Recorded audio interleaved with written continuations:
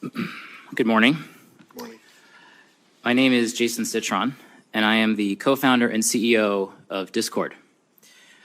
We are an American company with about 800 employees living and working in 33 states. Today, Discord has grown to more than 150 million monthly active users. Discord is a communications platform where friends hang out and talk online about shared interests, from fantasy sports to writing music to video games. I've been playing video games since I was 5 years old, and as a kid, it's how I had fun and found friendship. Many of my fondest memories are of playing video games with friends. We built Discord so that anyone could build friendships playing video games, from Minecraft to Wordle and everything in between. Games have always brought us together, and Discord makes that happen today. Discord is one of the many services that have revolutionized how we communicate with each other in the different moments of our lives. iMessage, Zoom, Gmail, and on and on. They enrich our lives, create communities, accelerate commerce, healthcare, and education. Just like with all technology and tools, there are people who exploit and abuse our platforms for immoral and illegal purposes.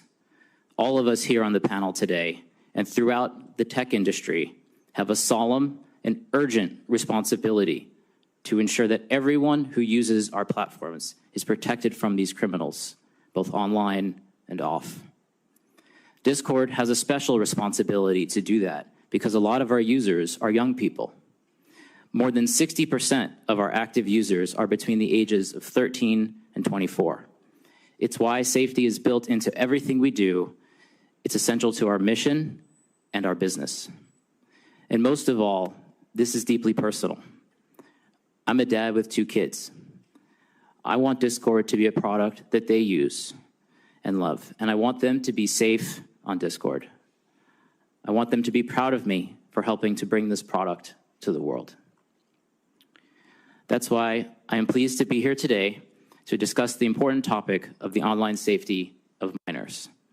My written testimony provides a comprehensive overview of our safety programs.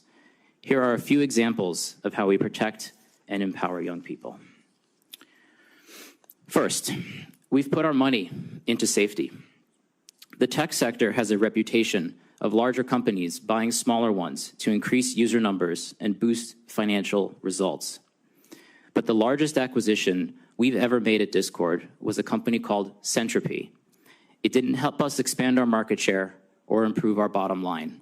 In fact, because it uses AI to help us identify, ban, and report criminals and bad behavior, it has actually lowered our user count by getting rid of bad actors. Second, you've heard of end-to-end encryption that blocks anyone, including the platform itself, from seeing users' communications. It's a feature on dozens of platforms, but not on Discord. That's a choice we've made. We don't believe we can fulfill our safety obligations if the text messages of teens are fully encrypted, because encryption would block our ability to investigate a serious situation and, when appropriate, report to law enforcement. Third, we have a zero-tolerance policy on child sexual abuse material, or CSAM. We scan images uploaded to Discord to detect and block the sharing of this abhorrent material. We've also built an innovative tool, Teen Safety Assist, that blocks explicit images and helps young people easily report unwelcome conversations.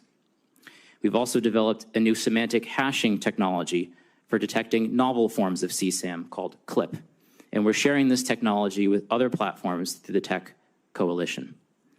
Finally, we recognize that improving online safety requires all of us to work together. So we partner with nonprofits, law enforcement, and our tech colleagues to stay ahead of the curve in protecting young people online. We want to be the platform that empowers our users to have better online experiences, to build true connections, genuine friendships, and to have fun. Senators, I sincerely hope today is the beginning of an ongoing dialogue that results in real improvements in online safety. I look forward to your questions and to helping the committee learn more about Discord. Thank you, Mr. Citron. Mr. Zuckerberg. Chairman Durbin, Ranking Member Graham, and members of the committee. Every day, teens and young people do amazing things on our services. They use our apps to create new things, express themselves, explore the world around them, and feel more connected to the people they care about. Overall, teens tell us that this is a positive part of their lives, but some face challenges online, so we work hard to provide parents and teens support and controls to reduce potential harms. Being a parent is one of the hardest jobs in the world. Technology gives us new ways to communicate with our kids and feel connected to their lives, but it can also make parenting more complicated. And it's important to me that our services are positive for everyone who uses them. We are on the side of parents everywhere working hard to raise their kids. Over the last 8 years, we've built more than 30 different tools, resources, and features that parents can set time limits for their teens using our apps, see who they're following, or if they report someone for bullying. For teens, we've added nudges that remind them when they've been using Instagram for a while or if it's getting late and they should go to sleep, as well as ways to hide words or people without those people finding out. We put special restrictions on teen accounts on Instagram. By default, accounts for under 16s are set to private, have the most restrictive content settings, and can't be messaged by adults that they don't follow or people they aren't connected to. With so much of our lives spent on mobile devices and social media, it's important to look into the effects on teen mental health and well-being. I take this very seriously. Mental health is a complex issue, and the existing body of scientific work has not shown a causal link between using social media and young people having worse mental health outcomes. A recent National Academies of Science report evaluated over 300 studies and found that research, quote, did not support the conclusion that social media causes changes in adolescent mental health at the population level, end quote. It also suggested that social media can provide significant positive benefits when young people use it to express themselves, explore and connect with others. Still, we're going to continue to monitor the research and use it to inform our roadmap. Keeping young people safe online has been a challenge since the internet began. And as criminals evolve their tactics, we have to evolve our defenses too.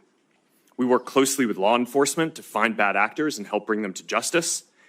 But the difficult reality is that no matter how much we invest or how effective our tools are, there's always more to learn and more improvements to make. But we remain ready to work with members of this committee, industry, and parents to make the internet safer for everyone. I'm proud of the work that our teams do to improve online child safety on our services and across the entire internet. We have around 40,000 people overall working on safety and security, and we've invested more than $20 billion in this since 2016, including around $5 billion in the last year alone. We have many teams dedicated to child safety and teen well-being, and we lead the industry in a lot of the areas that we're discussing today. We build technology to tackle the worst online risks and share it to help our whole industry get better, like Project Lantern, which helps companies share data about people who break child safety rules, and we're founding members of Take It Down, a platform which helps young people prevent their nude images from being spread online. We also go beyond legal requirements and use sophisticated technology to proactively discover abusive material.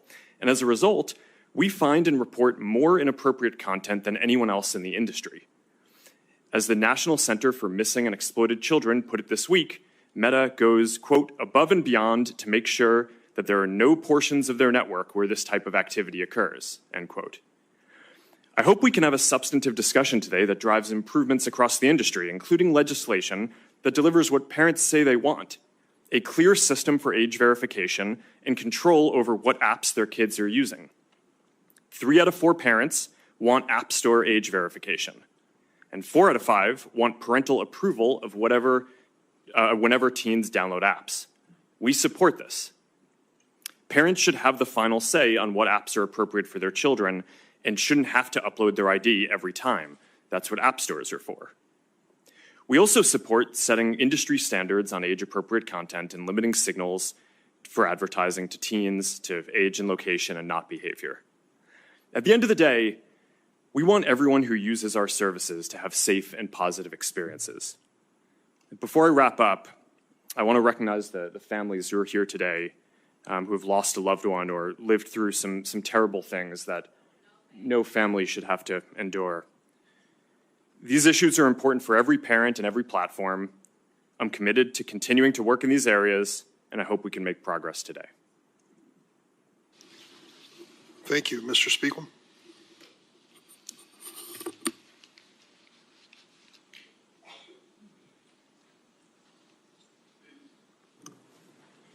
Chairman Durbin, Ranking Member Graham, and members of the committee, thank you for convening this hearing and for moving forward important legislation to protect children online. I'm Evan Spiegel, the co-founder and CEO of Snap. We created Snapchat, an online service that is used by more than 800 million people worldwide to communicate with their friends and family.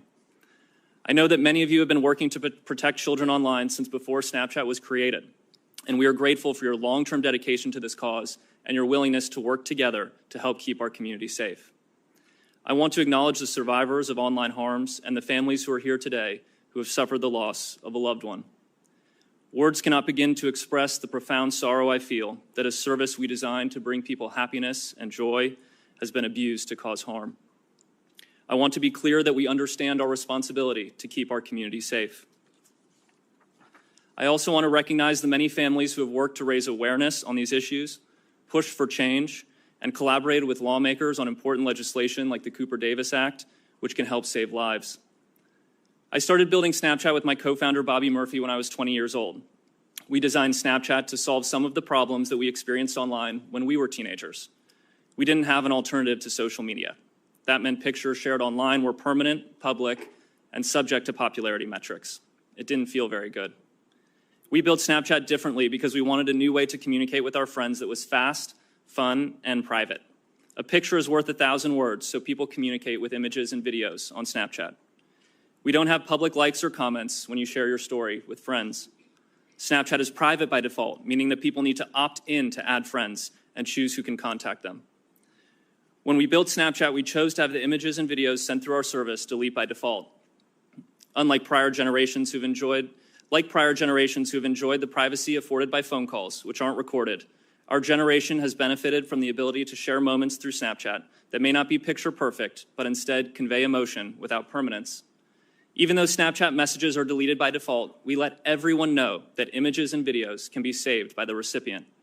When we take action on illegal or potentially harmful content, we also retain the evidence for an extended period, which allows us to support law enforcement and hold criminals accountable.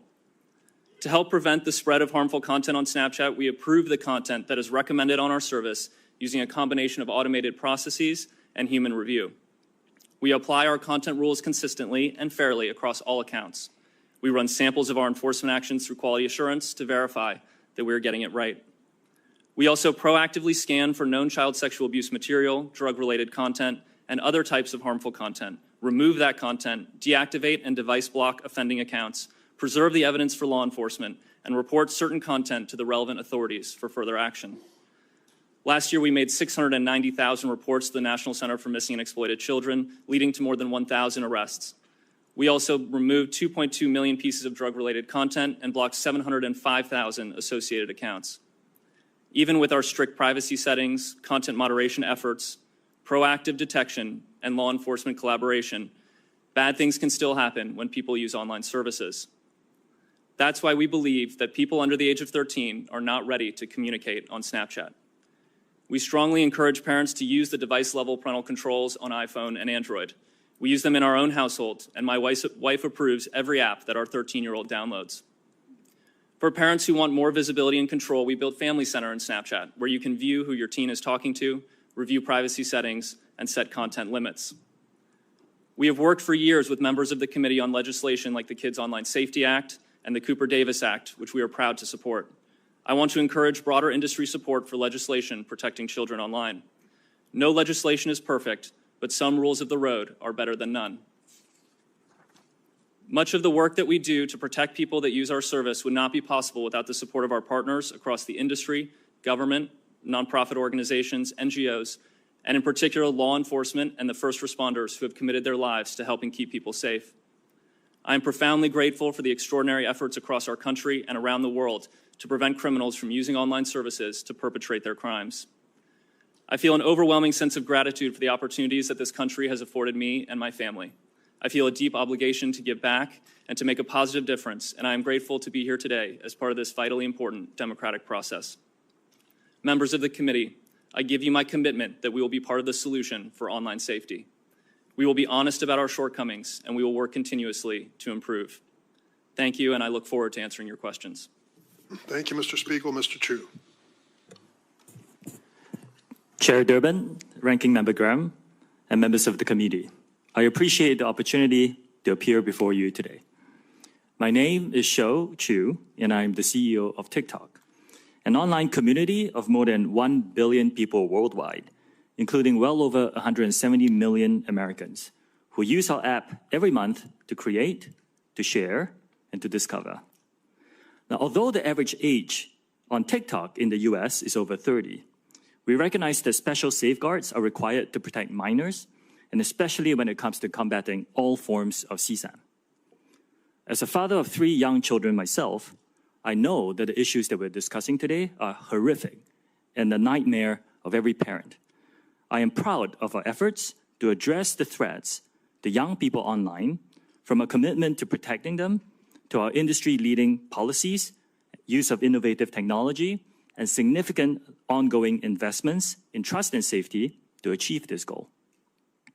TikTok is vigilant about enforcing its 13 and up age policy and offers an experience for teens that is much more restrictive than you and I would have as adults. We make careful product design choices to help make our app inhospitable to those seeking to harm teens. Let me give you a few examples of long-standing policies that are unique to TikTok. We didn't do them last week. First, direct messaging is not available to any users under the age of 16. Second, accounts for people under 16 are automatically set to private along with their content. Furthermore, the content cannot be downloaded and will not be recommended to people they do not know. Third, every teen under 18 has a screen time limit automatically set to 60 minutes. And fourth, only people 18 and above are allowed to use our live stream feature. I'm proud to say that TikTok was among the first to empower parents to supervise their teens on our app with our family pairing tools. This includes setting screen time limits, filtering out content from the teens' feeds, amongst others. We made these choices after consulting with doctors and safety experts who understand the unique stages of teenage development to ensure that we have the appropriate safeguards to prevent harm and minimize risk. Now, safety is one of the core priorities that defines TikTok under my leadership.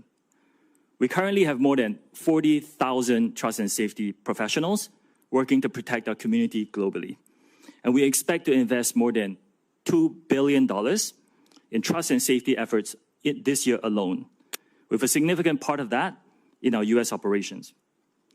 Our robust community guidelines strictly prohibit content or behavior that puts teenagers at risk of exploitation or other harm, and we vigorously enforce them. Our technology moderates all content uploaded to our app to help quickly identify potential CSAM and other material that breaks our rules. It automatically removes the content or elevates it to our safety professionals for further review. We also moderate direct messages for CSAM and related material, and use third-party tools like PhotoDNA and Take It Down to combat CSAM to prevent content from being uploaded to our platform. We continually meet with parents, teachers, and teens. In fact, I sat down with a group just a few days ago. We use their insight to strengthen the protections on our platform, and we also work with leading groups like the Technology Coalition. The steps that we're taking to protect teens are a critical part of our larger trust and safety work as we continue our voluntary and unprecedented efforts to build a safe and secure data environment for US users, ensuring that our platform remains free from outside manipulation and implementing safeguards on our content recommendation and moderation tools. Keeping teens safe online requires a collaborative effort as well as collective action. We share the community's concern and commitment to protect young people online, and we welcome the opportunity to work with you on legislation to achieve this goal. Our commitment is ongoing and unwavering because there is no finish line when it comes to protecting teens. Thank you for your time and consideration today. I'm happy to answer your questions. Thanks, Mr. Chu. Ms. Yacarino. Chairman Durbin, Ranking Member Graham, and esteemed members of the committee, thank you for the opportunity to discuss X's work in protecting. Ms. Yacarino, could you check if your microphone is on? My talk button is on. And you might draw. How is that? Okay, Better. maybe Thank you very much. adjust my chair. Apologies. Start over. Chairman Durbin, Ranking Member Graham, and esteemed members of the committee, thank you for the opportunity to discuss X's work to protect the safety of minors online. Today's hearing is titled A Crisis, which calls for immediate action. As a mother, this is personal, and I share the sense of urgency. X is an entirely new company, an indispensable platform for the world and for democracy. You have my personal commitment that X will be active and a part of this solution. While I joined X only in June of 2023, I bring a history of working together with governments, advocates, and NGOs to harness the power of media to protect people. Before I joined, I was struck by the leadership steps this new company was taking to protect children. X is not the platform of choice for children and teens. We do not have a line of business dedicated to children. Children under the age of 13 are not allowed to open an account. Less than 1% of the US users on X are between the ages of 13 and 17. And those users are automatically set to a private default setting and cannot accept a message from anyone they do not approve. In the last 14 months, X has made material changes to protect minors. Our policy is clear. X has zero tolerance towards any material that features or promotes child sexual exploitation. My written testimony details X's extensive policies on content or actions that are prohibited and include grooming, blackmail, and identifying alleged victims of CSE. We've also strengthened our enforcement with more tools and technology to prevent those bad actors from distributing, searching for, and engaging with CSE content. If CSE content is posted on X, we remove it. And now we also remove any account that engages with CSE content, whether it is real or computer generated.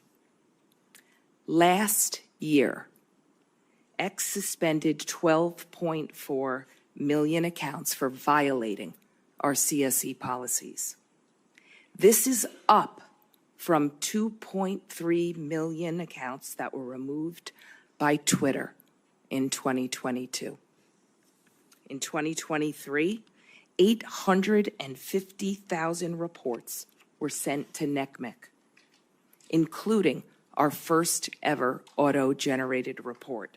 This is 8 times more than was reported by Twitter in 2022. We've changed our priorities. We've restructured our trust and safety teams to remain strong and agile. We are building a trust and safety center of excellence in Austin, Texas, to bring more agents in-house to accelerate our impact. We're applying to the Technology Coalition's Project Lantern to make further industry-wide progress and impact. We've also opened up our algorithms for increased transparency. We want America to lead in this solution. X commends the Senate for passing the REPORT Act, and we support the SHIELD Act. It is time for a federal standard to criminalize the sharing of non-consensual intimate material. We need to raise the standards across the entire internet ecosystem, especially for those tech companies that are not here today and not stepping up. X supports the Stop CSAM Act. The Kids Online Safety Act should continue to progress, and we will support the continuation to engage with it and ensure the protections of the freedom of speech. There are two additional areas that require everyone's attention. First, as the daughter of a police officer, law enforcement must have the critical resources to bring these bad offenders to justice. Second, with artificial intelligence, offenders' tactics will continue to sophisticate and evolve. Industry collaboration is imperative here. X believes that the freedom of speech and platform safety can and must coexist. We agree that now is the time to act with urgency. Thank you. I look forward to answering your questions. Thank you very much, Ms. Iaccarino. Now we'll go into rounds of questions, 7 minutes each for the members as well.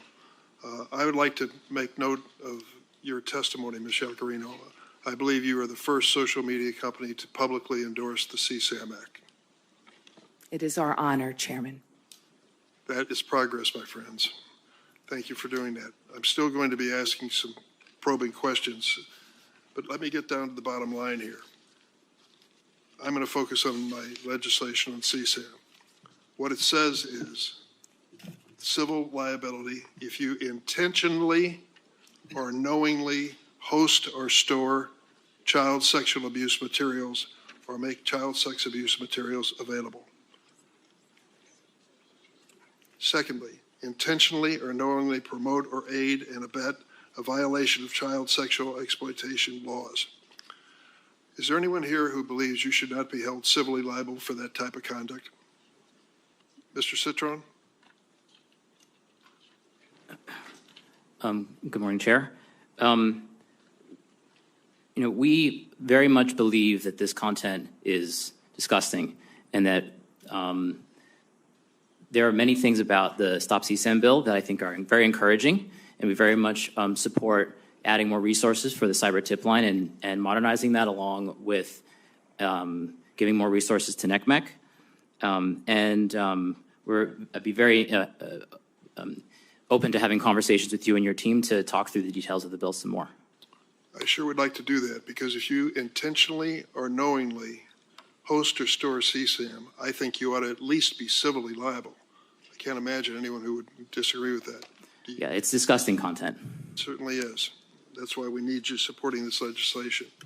Mr. Spiegel, I want to tell you, I listened closely to your testimony here, and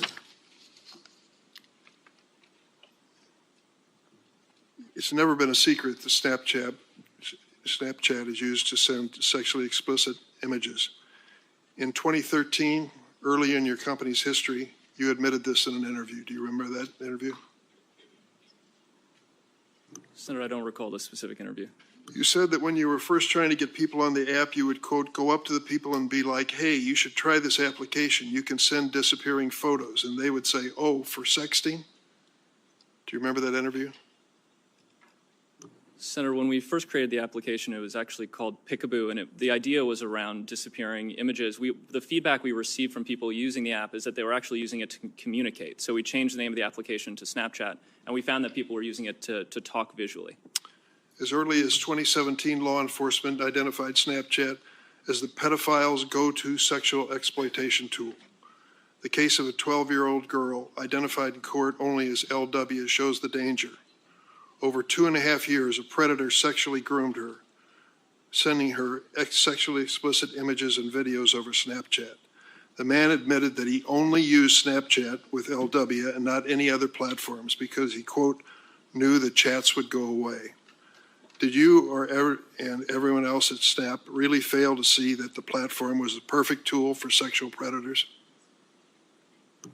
Senator, that behavior is disgusting and reprehensible. We provide in-app reporting tools so that people who are being harassed or who are, have been shared inappropriate sexual content can report it. In the case of harassment or sexual content, we typically respond to those reports within 15 minutes so that we can provide help.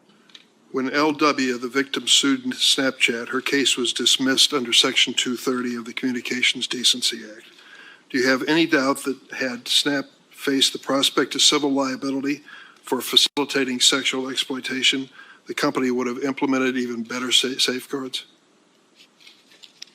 Senator, we already work extensively to proactively detect this type of behavior. We make it very difficult for predators to find teens on Snapchat. There are no public friends lists, no public profile photos. When we recommend friends for teens, we make sure that they have several mutual friends in common before making that recommendation. We believe those safeguards are important to preventing predators from misusing our platform. Mr. Citron, according to Discord's website, it takes a, quote, proactive and automated approach to safety only on servers with more than 200 members. Smaller servers rely on server owners and community moderators to define and enforce behavior. So how do you defend an approach to safety that relies on groups of fewer than 200 sexual predators to report themselves for things like grooming, trading a CSAM, or sextortion? Chair, our goal is to get all of that content off of our platform and ideally prevent it from showing up in the first place or from people engaging in these kind of horrific activities. We deploy a wide array of techniques that work across every surface on Discord. I mentioned we recently launched something called Teen Safety Assist, which works everywhere, and it's on by default for teen users. That kind of acts like a buddy that lets them know if they're in a situation or talking with someone that may be inappropriate, so they can report that to us and block that user. Mr. Citron, if that were working, we wouldn't be here today. Senator, Chair, this is an ongoing challenge for all of us. That is why we're here today. But we do have 15% of our company is focused on trust and safety, of which this is one of our top issues. That's more people than we have working on marketing and promoting the company. So we take these issues very seriously, but we know it's an ongoing challenge, and I look forward to working with you and collaborating with our tech peers and the nonprofits to improve our approach. I certainly hope so. Mr. Chu, your organization and business is one of the more popular ones among children. Can you explain to us what you are doing particularly and whether you've seen any evidence of CSAM in your business? Yes, Senator. We have a strong commitment to invest in trust and safety. And as I said in my opening statement, I intend to invest more than $2 billion in trust and safety this year alone. We have 40,000 safety professionals working on this topic. We have built a specialized child safety team to help us identify specialized issues, horrific issues like material like the ones you have mentioned.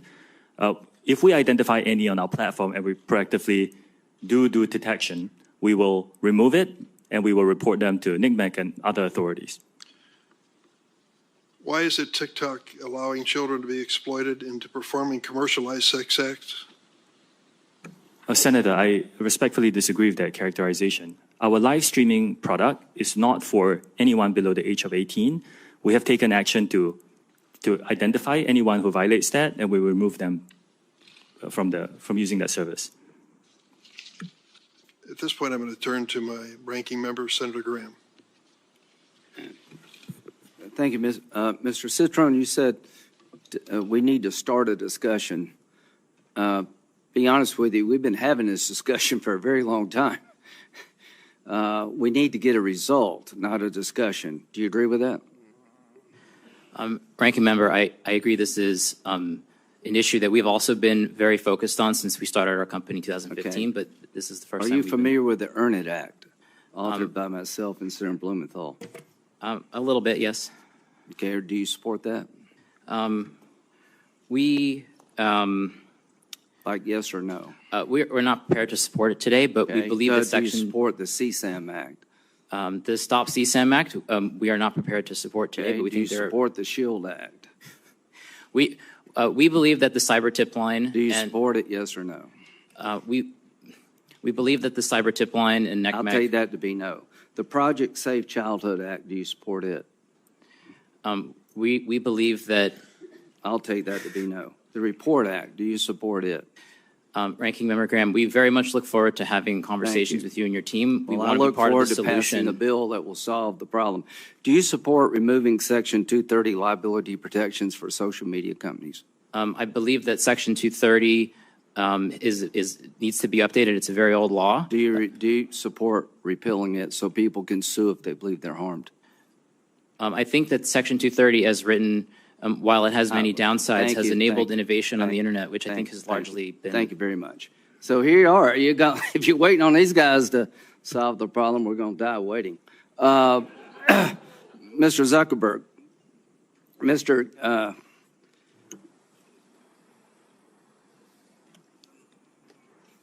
try to be respectful here. The representative from South Carolina, Mr. Guffey's son, got caught up in a sex extortion ring in Nigeria using Instagram. He was shaken down, paid money. That wasn't enough, and he killed himself using Instagram. What would you like to say to him? It's terrible. I mean, no one should have to go through something like that. Do you think he should be allowed to sue you? I think that they can sue us. Well, I think he should, and he can't. So the bottom line here, folks, is that this committee is done with talking. We passed 5 bills unanimously that in their different ways, and look at who did this. Graham Blumenthal, Durbin Hawley, Klobuchar Cornyn, Klobuchar, Blackburn, and Ossoff. I mean, we've found common ground here that just is astonishing.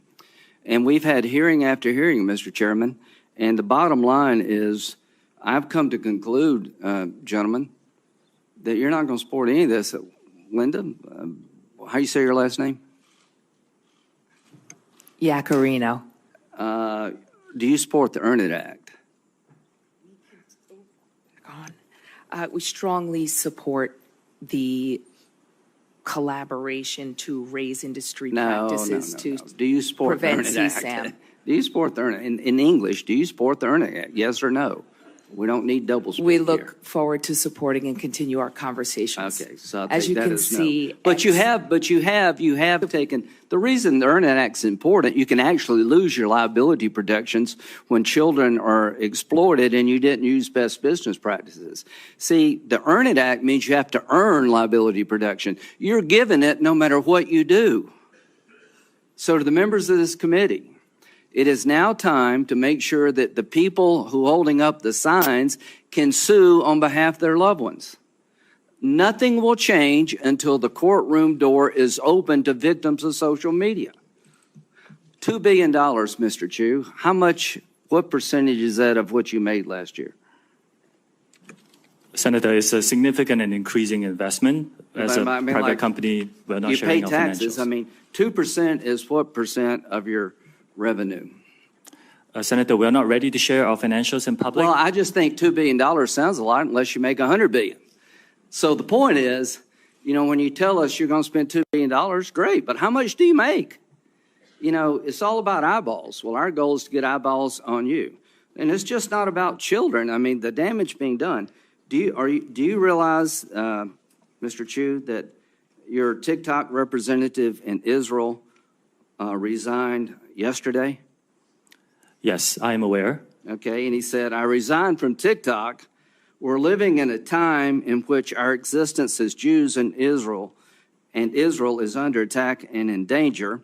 Multiple screenshots taken from TikTok's internal employee chat platform known as LARC show how TikTok's trust and safety officers celebrate the barbaric acts of Hamas and other Iranian-backed terror groups, including the Houthis in Yemen. Senator, I need to make it very clear that pro-Hamas content and hate speech is not allowed on our platform or within our company. Why did he resign? Why did he quit? Senator, we also do not allow any Do you know hateful why he behavior at work. quit? Do you know why he quit? We do not allow this. We will investigate such My question claims. is, he quit. I'm sure he had a good job. He gave up a good job because thinks your platform is being used to help people who want to destroy the Jewish state. And I'm not saying you want that. Mr. Zuckerberg, I'm not saying you want, as an individual, any of the harms. I am saying that the products you have created with all the upside have a dark side. Mr. Citron, I am tired of talking. I'm tired of having discussions. We all know the answer here. And here's the ultimate answer. Stand behind your product. Go to the American courtroom and defend your practices.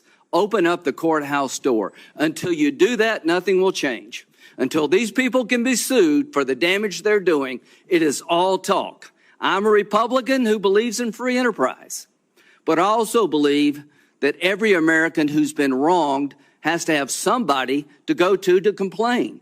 There's no commission to go to that can punish you. There's not one law in the book because you oppose everything we do, and you can't be sued. That has to stop, folks. How do you expect the people in the audience to believe that we're going to help their families if we don't have some system or a combination of systems to hold these people accountable?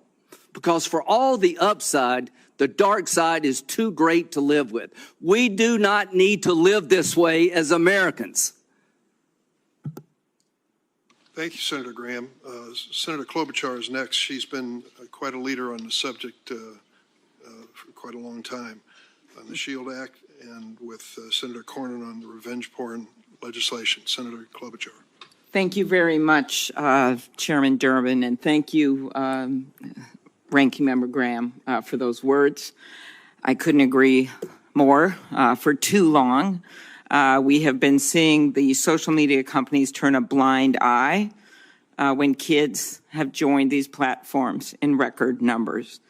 They have used algorithms that push harmful content because that content got popular. They provided a venue, maybe not knowingly at first, but for dealers to sell deadly drugs like fentanyl. Our own head of our Drug Enforcement Administration has said they've basically been captured by the cartels in Mexico and in China.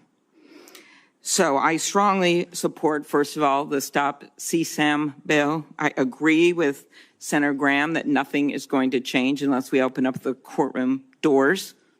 I think the time for all of this immunity is done because I think money talks even stronger than we talk up here. 2 of the 5 bills, as noted, are my bills with Senator Cornyn. One has actually passed through the Senate, but is waiting action in the House. But the other one is the SHIELD Act, and I do support, appreciate the support of that bill. This is about revenge porn. The FBI director testified before this committee. There's been over 20 suicides of kids attributed to online revenge porn in just the last year.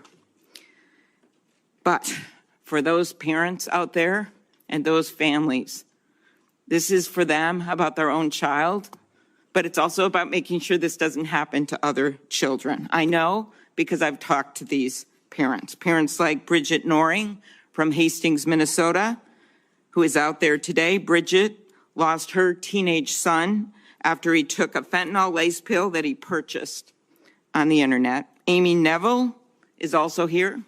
Platform got the pill. Amy Neville is also here.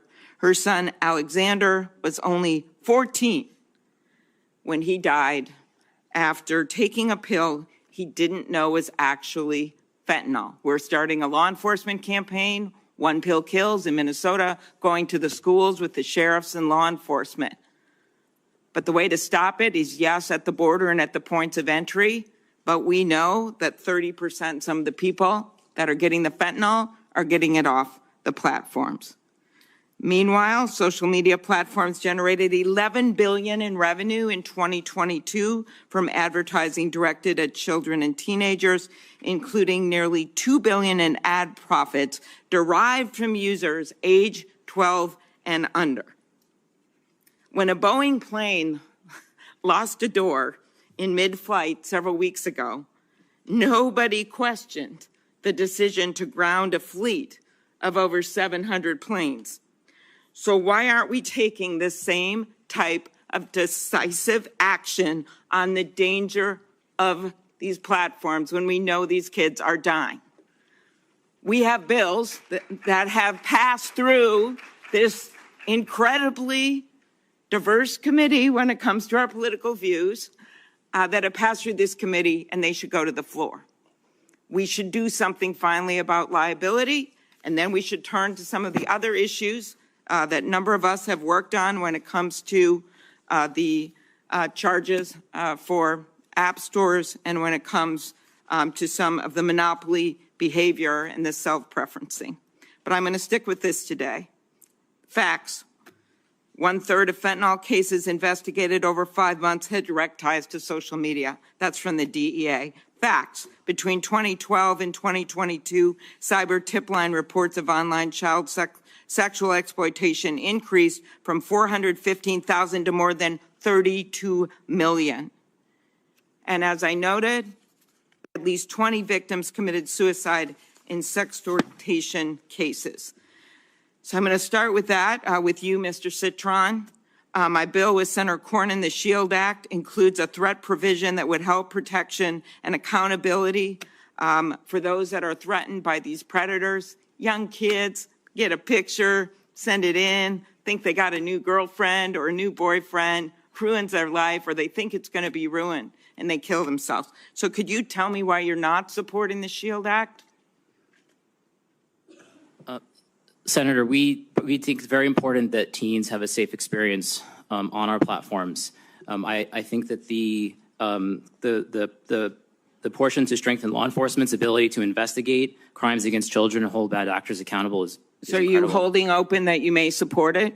We very much would like to have conversations with you. We're open to discussing further. And we do welcome legislation and regulation. This is a very important issue for our country, and we've been prioritizing safety for teens. Thank you. I'm much more interested in if you support it, because there's been so much talk at these hearings and popcorn throwing and the like, and I just want to get this stuff done. I'm so tired of this. It's been 28 years, since the internet. We haven't passed any of these bills because everyone's double talk. It's time to actually pass them. And the reason they haven't passed is because of the power of your company. So let's be really, really clear about that. So what you say matters. Your words matter. Mr. Chu, I'm a co-sponsor of Chair Durbin's Stop CSAM Act of 2023, along with Senator Hawley, who's the lead Republican, I believe, which, among other things, empowers victims by making it easier for them to ask tech companies to remove the material and related imagery from their platforms. Why would you not support this bill? Senator, we largely support it. I think the spirit of it is very aligned with what we want to do. There are questions about implementation that I think companies like us and some other groups have, and we look forward to asking those. And of course, if this legislation is law, we will comply. Mr. Spiegel, I know we talked ahead of time. I do appreciate your company's support for the Cooper Davis Act, which will finally, it's a bill with Senator Shaheen and Marshall, which will allow law enforcement to do more when it comes to fentanyl. I think you know what a problem this is. Devin Noring, teenager from Hastings, I mentioned his mom here, suffered dental pain and migraines, so he bought what he thought was a Percocet over Snap, but instead he bought a counterfeit drug laced with a lethal dose of fentanyl. As his mom, who's here with us today, said, all of the hopes and dreams we as parents had for Devin were erased in the blink of an eye, and no mom should have to bury their kid. Talk about why you support the Cooper Davis Act. Senator, thank you. We strongly support the Cooper Davis Act, and we believe it will help DEA go after the cartels and get more dealers off the streets to save more lives. Okay. Are there others that support that bill? On this? No. Okay. Mr. Zuckerberg, in 2021, the Wall Street Journal reported on internal meta research documents asking, why do we care about tweens? These were internal documents. I'm quoting the documents. And answering its own question by citing meta internal emails. They are a valuable but untapped audience. At a commerce hearing, I'm also on that committee, I asked Meta's head of global safety why children aged 10 to 12 are so valuable to Meta. She responded, "We do not knowingly attempt to recruit people who aren't old enough to use our apps." Well, when the 42 state attorneys general, Democrat and Republican, brought their case, they said this statement was inaccurate. Few examples. In 2021, she received an email, Ms. Davis, from Instagram's research director saying that Instagram is investing in experiencing targeting young age roughly 10 to 12. In a February 2021 instant message, one of your employees wrote that Meta is working to recruit Gen Alpha before they reach teenage years. A 2018 email that circulated inside Meta says that you were briefed that children under 13 will be critical for increasing the rate of acquisition when users turn 13. Explain that with what I heard at that testimony at the Commerce hearing, that they weren't being targeted.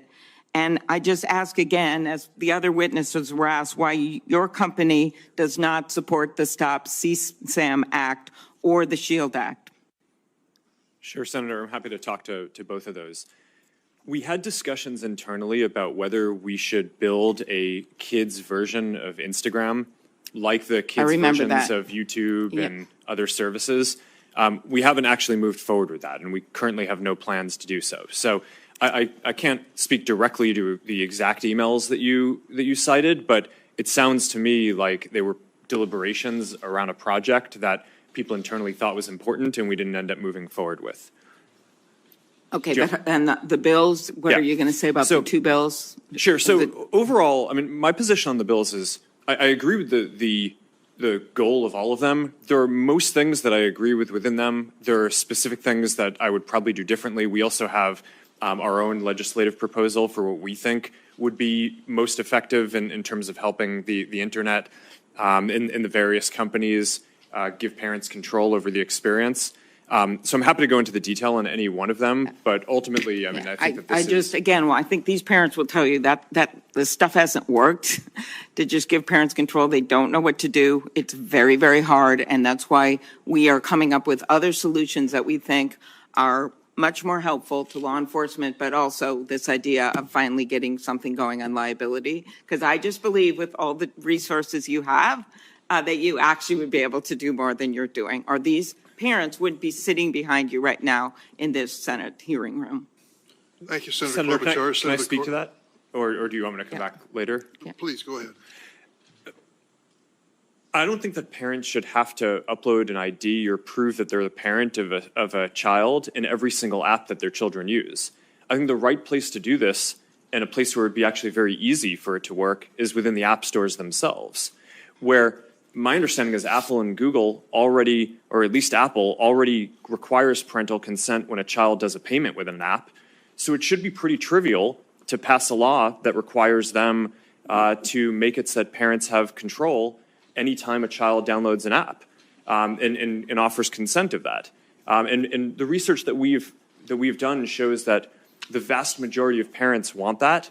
And I think that that's the type of legislation, in addition to some of the other ideas that you all have, that would make this a lot easier for parents. I just to be clear, I remember one mom telling me with all these things she could maybe do that she can't figure out. It's like a faucet overflowing in a sink, and she's out there with a mop while her kids are getting addicted to more and more different apps and being exposed to material. We've got to make this simpler for parents so they can protect their kids, and I just don't think this is going to be the way to do it. I think the answer is what Senator Graham has been talking about, which is opening up the halls of the courtroom so that puts it on you guys to protect these parents and protect these kids, and then also to pass some of these laws that makes it easier for law enforcement. Thank you, Senator Klobuchar. We're going to try to stick to the 7-minute rule. It didn't work very well, but I'll try to give additional time on the other side as well. Senator Cornyn. There's no question that your platforms are very popular, but we know that while here in the United States we have an open society and free exchange of information, that there are authoritarian governments, there are criminals who will use your platforms for the sale of drugs, for sex, for extortion, and the like. And Mr. Chu, I think your company is unique among the ones represented here today because of its ownership by ByteDance, a Chinese company. And I know there have been some steps that you've taken to wall off the data collected here in the United States. But the fact of the matter is that under Chinese law and Chinese national intelligence laws, all information accumulated by companies in the People's Republic of China are required to be shared with the Chinese intelligence services. ByteDance, the initial release of TikTok, I understand, was 2016. These efforts that you made with Oracle under the so-called Project Texas to wall off the U.S. data was in 2021 and apparently allegedly fully walled off in March of 23. What happened to all of the data that TikTok collected before that? Senator, thank you. From American users. Understand. TikTok is owned by ByteDance, which is majority owned by global investors, and we have 3 Americans on the board out of 5. You are right in pointing out that over the last 3 years, we have spent billions of dollars building out Project Texas, which is a plan that is unprecedented in our industry to firewall off protected U.S. data from the rest of our staff. And I'm asking about all of the data that you collected prior to that event. Yes, Senator. We have started a data deletion plan. I talked about this a year ago. We have finished the first phase of data deletion through our data centers outside of the Oracle Cloud infrastructure. And we're beginning phase 2, where we will not only delete from the data centers, we will hire a third party to verify that work. And then we will go into, for example, employees' working laptops to delete that as well. Was all of the data collected by TikTok prior to Project Texas shared with the Chinese government pursuant to the national intelligence laws of that country? Senator, we have not been asked for any data by the Chinese government, and we have never provided it.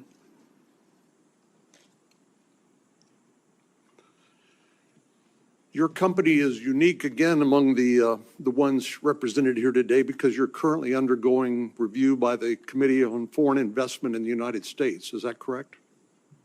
Senator, yes, there are ongoing discussions, and a lot of our Project Texas work is informed by the discussions with many agencies under the CFIUS umbrella. Well, CFIUS is designed specifically to review foreign investments in the United States for national security risks, correct? Yes, I believe so. And your company is currently being reviewed by this interagency committee at the Treasury Department for potential national security risks. Senator, this review is on a acquisition of Musical.ly, which is an acquisition that was done many years ago. I mean, is this a casual conversation, or are you actually providing information to the Treasury Department about how your platform operates for evaluating a potential national security risk? Senator, it's been many years across 2 administrations and a lot of discussions around how our plans are, how our systems work. We have a lot of robust discussions about a lot of detail. 63% of teens, I understand, use TikTok. Does that sound about right? Senator, I cannot verify that. We know we are popular amongst many age groups. The average age in the U.S. today for our user base is over 30, but we're aware we are popular. And you reside in Singapore with your family, correct? Yes, I reside in Singapore and I work here in the United States as well. And do your children have access to TikTok in Singapore? Senator, if they lived in the United States, I will give them access to our under 13 experience. My children are below the age of 13. My question is, in Singapore, do they have access to TikTok, or is that restricted by domestic law? We do not have an under 13 experience in Singapore. We have that in the United States because we were deemed a mixed audience app, and we created under 13 experience in response to that.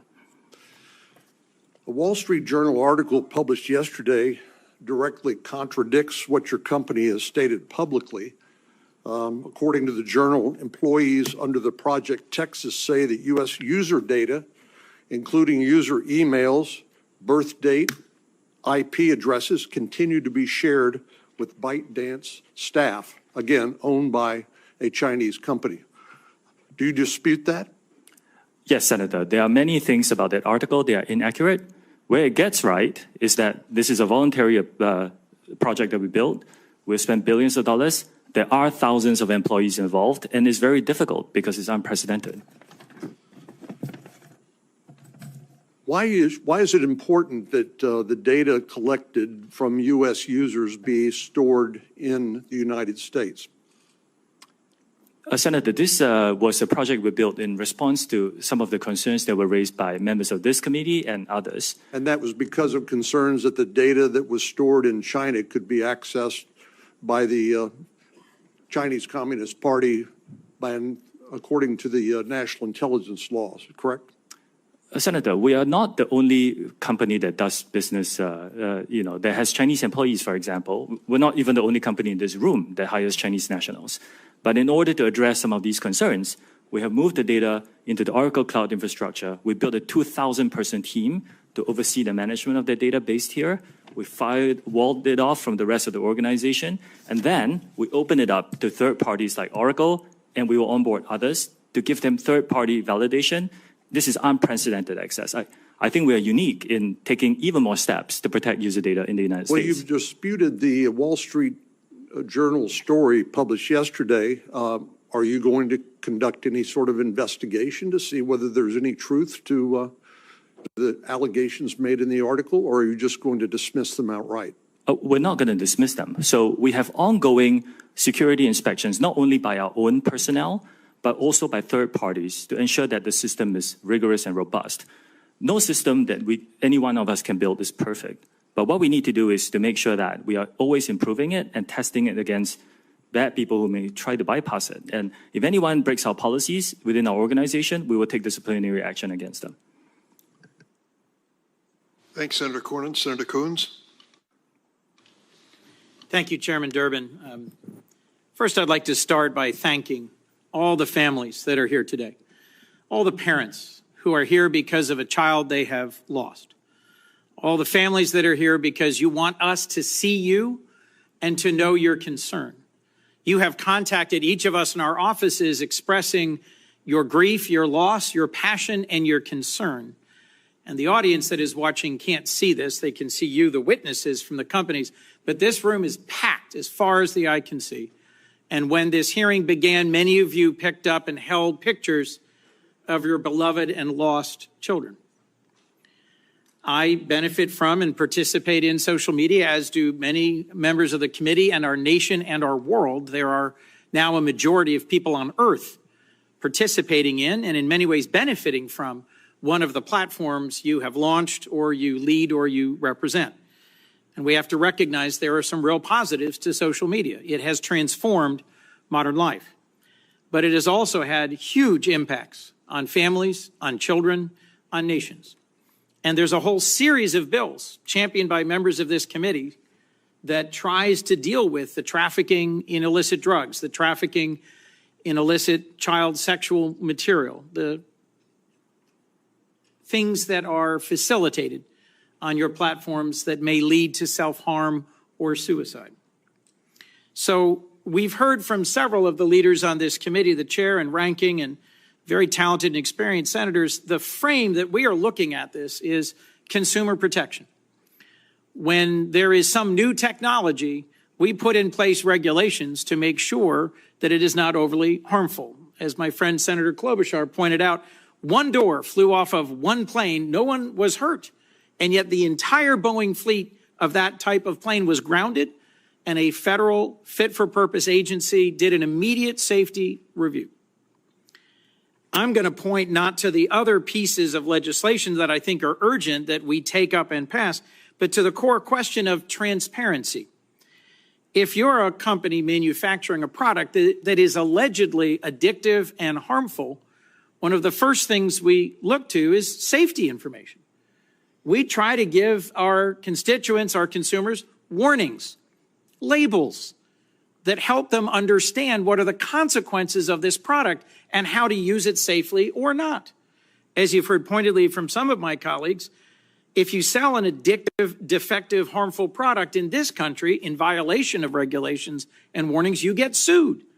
And what is distinct about platforms as an industry is most of the families who are here because there were not sufficient warnings and they cannot effectively sue you. So let me dig in for a moment if I can, because each of your companies voluntarily discloses information about the content and the safety investments you make and the actions you take. There was a question pressed, I think it was by Senator Graham earlier, about TikTok. I believe, Mr. Chu, you said invest $2 billion in safety. My background memo said your global revenue is $85 billion. Mr. Zuckerberg, my background memo says you're investing $5 billion in safety in Meta, and your annual revenue is on the order of $116 billion. So what matters, you can hear some expressions from the parents in the audience, what matters is the relative numbers and the absolute numbers. Your data folks, if there's anybody in this world who understand data, it's you guys. So I want to walk through whether or not these voluntary measures of disclosure of content and harm are sufficient. Because I would argue we're here because they're not. Without better information, how can policymakers know whether the protections you've testified about, the new initiatives, the starting programs, the monitoring, and the takedowns are actually working? How can we understand meaningfully how big these problems are without measuring and reporting data? Mr. Zuckerberg, your testimony referenced a National Academy of Sciences study that said at the population level, there is no proof about harm for mental health. Well, it may not be at the population level, but I'm looking at a room full of hundreds of parents who have lost children. And our challenge is to take the data and to make good decisions about protecting families and children from harm. So let me ask about what your companies do or don't report. And I'm going to particularly focus on your content policies around self-harm and suicide. And I'm just going to ask a series of yes or no questions. And what I'm getting at is, do you disclose enough? Mr. Zuckerberg, from your policies prohibiting content about suicide or self-harm, do you report an estimate of the total amount of content, not a percentage of the overall, not a prevalence number, but the total amount of content on your platform that violates this policy? And do you report the total number of views that self-harm or suicide-promoting content that violates this policy gets on your platform? Yes, Senator. We pioneered quarterly reporting on our community standards enforcement across all these different categories of harmful content. We focus on prevalence, which you mentioned, because what we're focused on is what % of the content that we take down. So, Mr. Zuckerberg, I'm going to interrupt you, and you're very talented. I have very little time left. I'm trying to get an answer to a question. Not as a percentage of the total, because remember, it's a huge number, so the percentage is small. But do you report the actual amount of content and the amount of views self-harm content received? No, I believe we focus on prevalence. Correct. You don't. Ms. Yacarina, yes or no? You report it or you don't? Senator, as a reminder, we have less than 1% of our users that are between the ages of 13 and 17. Do you report the absolute number of how many images and how often viewed? Posts and accounts that we've taken down in 2023. Yes. We've taken over almost 1 million posts down that in regards to mental health and self-harm. Mr. Chu, do you disclose the number of appearances of these types of content and how many are viewed before they're taken down? Senator, we disclose the number we take down based on each category of violation and how many of that were taken down proactively before it was reported. Mr. Spiegel? Yes, Senator, we do disclose. Mr. Citron? Yes, we do. So I've got 3 more questions I'd love to walk through if I had unlimited time. I will submit them for the record. The larger point is that platforms need to hand over more content about how the algorithms work, what the content does, and what the consequences are. Not at the aggregate, not at the population level, but the actual numbers of cases so we can understand the content. In closing, Mr. Chairman, I have a bipartisan bill, the Platform Accountability and Transparency Act, co-sponsored by Senators Cornyn, Klobuchar, Blumenthal on this committee and Senator Cassidy and others. It's in front of the Commerce Committee, not this committee. But it would set reasonable standards for disclosure and transparency to make sure that we're doing our jobs based on data. Yes, there's a lot of emotion in this field, understandably. But if we're going to legislate responsibly about the management of the content on your platforms, we need to have better data. Is there any one of you willing to say now that you support this bill?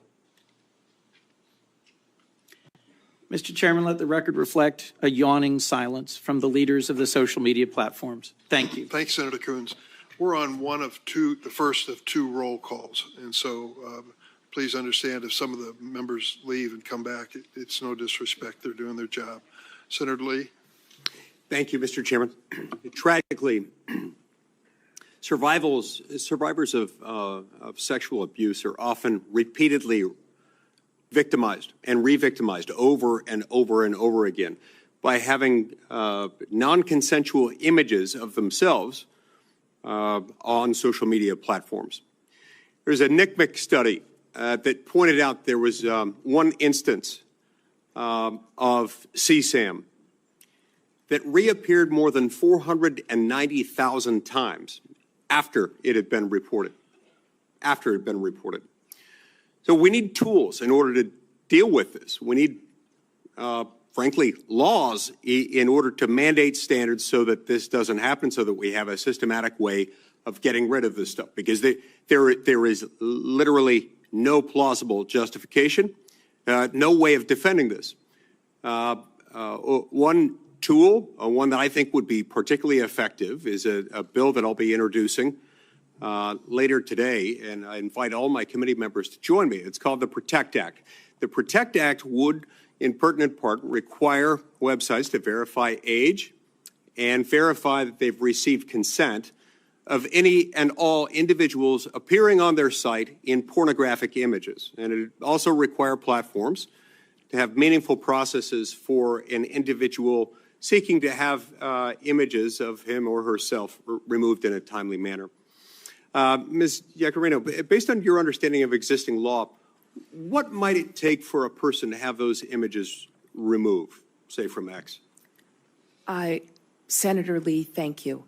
It sounds like what you're going to introduce into law in terms of ecosystem-wide and user consent sounds exactly like part of the philosophy of why we're supporting the SHIELD Act, and no one should have to endure non-consensual images being shared online. Yeah, and without that, without laws in place, and it's fantastic anytime a company, as you've described with yours, wants to take those steps, it's very helpful. It can take a lot longer than it should, and sometimes it does, to the point where somebody had images shared 490,000 times after it was reported to the authorities, and that's deeply concerning. But yes, the PROTECT Act would work in tandem with. It's a good complement to the SHIELD Act. Mr. Zuckerberg, let's turn to you next. As you know, I feel strongly about privacy and believe that one of the best protections for an individual's privacy online involves end-to-end encryption.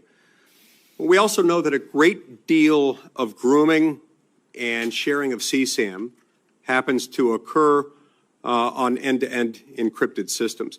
Tell me, does Meta allow juvenile accounts on its platforms to use encrypted messaging services within those apps? Sorry, Senator, what do you mean juvenile? Underage, people under 18. Under 18. We allow people under the age of 18 to use WhatsApp, and we do allow that to be encrypted, yes. Do you have a bottom level age at which they're not allowed to use it? I don't think we allow people under the age of 13. Yep. What about you, Mr. Citron? On Discord, do you allow kids to have accounts to access encrypted messaging? Discord is not allowed to be used by children under the age of 13, and we do not use end-to-end encryption for text messages. We believe that it's very important to be able to respond to well-formed law enforcement requests, and we're also working on proactively building technology. We're working with a nonprofit called Thorn to build a grooming classifier so that our Teen Safety Assist feature can actually identify these conversations if they might be happening, so we can intervene and give those teens tools to get out of that situation, or potentially even report those conversations and those people to law enforcement. And encryption, as much as it can prove useful elsewhere, it can be harmful, especially if you're on a site where you know children are being groomed and exploited. If you allow children onto an end-to-end encryption enabled app, that can prove problematic. Now, let's go back to you for a moment, Mr. Zuckerberg. Instagram recently announced that it's going to restrict all teenagers from access to eating disorder material, suicidal ideation themed material, self-harm content, and that's fantastic. That's great. What's odd, what I'm trying to understand is why it is that Instagram is only restricting, it's restricting access to sexually explicit content, but only for teens ages 13 to 15. Why not restrict it for 16 and 17-year-olds as well? Senator, my understanding is that we don't allow sexually explicit content on the service for people of any age. How is that going? You know, our prevalence metrics suggest that I think it's 99% or so of the content that we remove, we're able to identify automatically using AI systems. So I think that our efforts in this, while they're not perfect, I think are industry leading. The other thing that you asked about was self-harm content, which is what we recently restricted. And we made that shift. I think the state of the science is shifting a bit. Previously, we believed that when people were thinking about self-harm, it was important for them to be able to express that and get support. And now more of the thinking in the field is that it's just better to not show that content at all, which is why we recently moved to restrict that from showing up for those teens at all. Okay, is there a way for parents to make a request on what their kid can see or not see on your sites? There are a lot of parental controls. I'm not sure if I don't think that we currently have a control around topics, but we do allow parents to control the time that the children are on the site. And also, a lot of it is based on kind of monitoring and understanding what the teen's experience is, what they're interacting with. Mr. Citron, Discord allows pornography on its site. Now, reportedly, 17% of minors who use Discord have had online sexual interactions on your platform, 17%, and 10% have those interactions with someone that the minor believed to be an adult. Do you restrict minors from accessing Discord servers that host pornographic material on them? Senator, yes, we do restrict minors from accessing content that is marked for adults. Discord also does not recommend content to people. Discord is a chat app. We do not have a feed or an algorithm that boosts content. So we allow adults to share content with other adults in adult-labeled spaces, and we do not allow teens to access that content. Okay. I see my time's expired. Thank you. Welcome, everyone. We are here in this hearing because as a collective, your platforms really suck at policing themselves. We hear about it here in Congress with fentanyl and other drug dealing facilitated across platforms.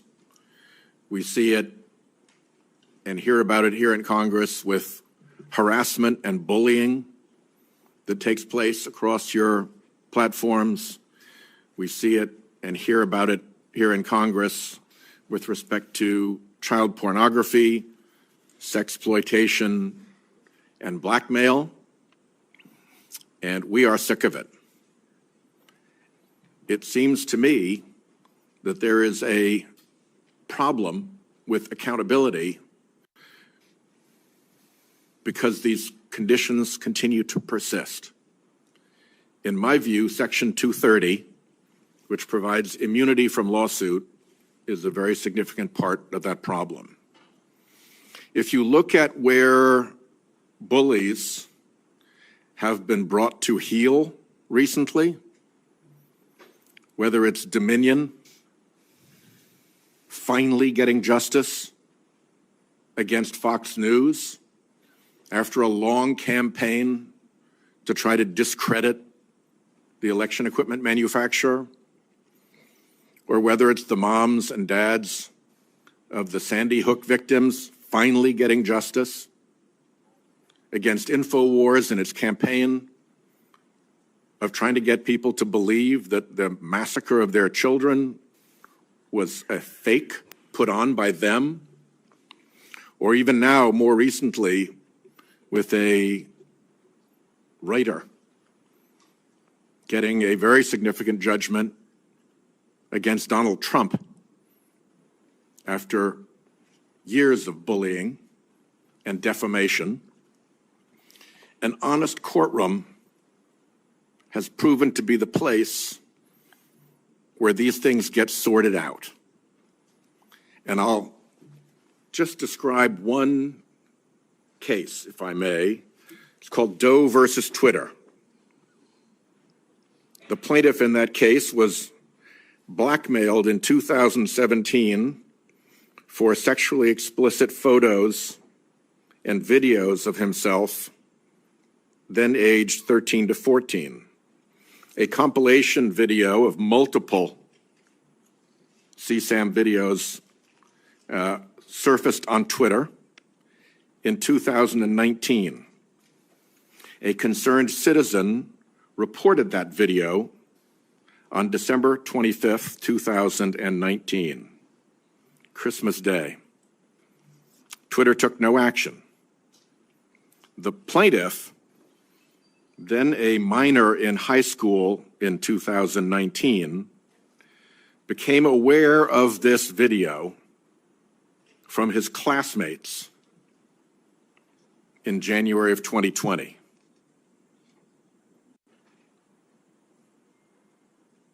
You're a high school kid, and suddenly there's that. That's a day that's hard to recover from. Ultimately, he became suicidal. He and his parents contacted law enforcement and Twitter to have these videos removed on January 21st and again on January 22nd of 2020, and Twitter ultimately took down the video on January 30th, 2020, once federal law enforcement got involved. That's a pretty foul set of facts. And when the family sued Twitter for all those months of refusing to take down the explicit video of this child, Twitter invoked Section 230. And the district court ruled that the claim was barred. There is nothing about that set of facts that tells me that Section 230 performed any public service in that regard. I would like to see very substantial adjustments to Section 230 so that the honest courtroom, which brought relief and justice to E. Jean Carroll after months of defamation, which brought silence, peace, and justice to the parents of the Sandy Hook children after months of defamation and bullying by InfoWars and Alex Jones, and which brought significant justice and an end to the campaign of defamation by Fox News to a little company that was busy just making election machines. So I would, my time is running out. I'll turn to, I guess Senator Cruz is next. But I would like to have each of your companies put in writing what exemptions from the protection of Section 230 you would be willing to accept, bearing in mind the fact situation in Doe versus Twitter, bearing in mind the enormous harm that was done to that young person and that family by the non-responsiveness of this enormous platform over months and months and months and months. Again, think of what it's like to be a high school kid and have that stuff up in the public domain and have the company that is holding it out there in the public domain react so disinterestedly. Okay? Will you put that down in writing for me? 1, 2, 3, 4, 5 yeses. Done. Senator Cruz. Thank you, Mr. Chairman. Social media is a very powerful tool, but we're here because every parent I know, and I think every parent in America, is terrified about the garbage that is directed at our kids. I have 2 teenagers at home, and the phones they have are portals to predators, to viciousness, to bullying, to self-harm. And each of your companies could do a lot more to prevent it.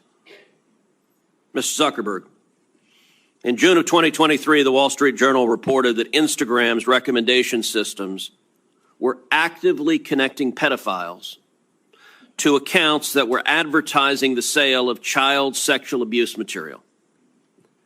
In many cases, those accounts appeared to be run by underage children themselves, often using code words and emojis to advertise illicit material.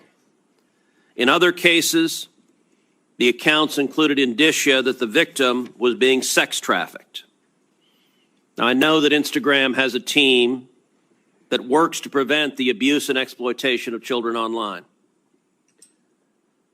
But what was particularly concerning about the Wall Street Journal expose was the degree to which Instagram's own algorithm was promoting the discoverability of victims for pedophiles seeking child abuse material.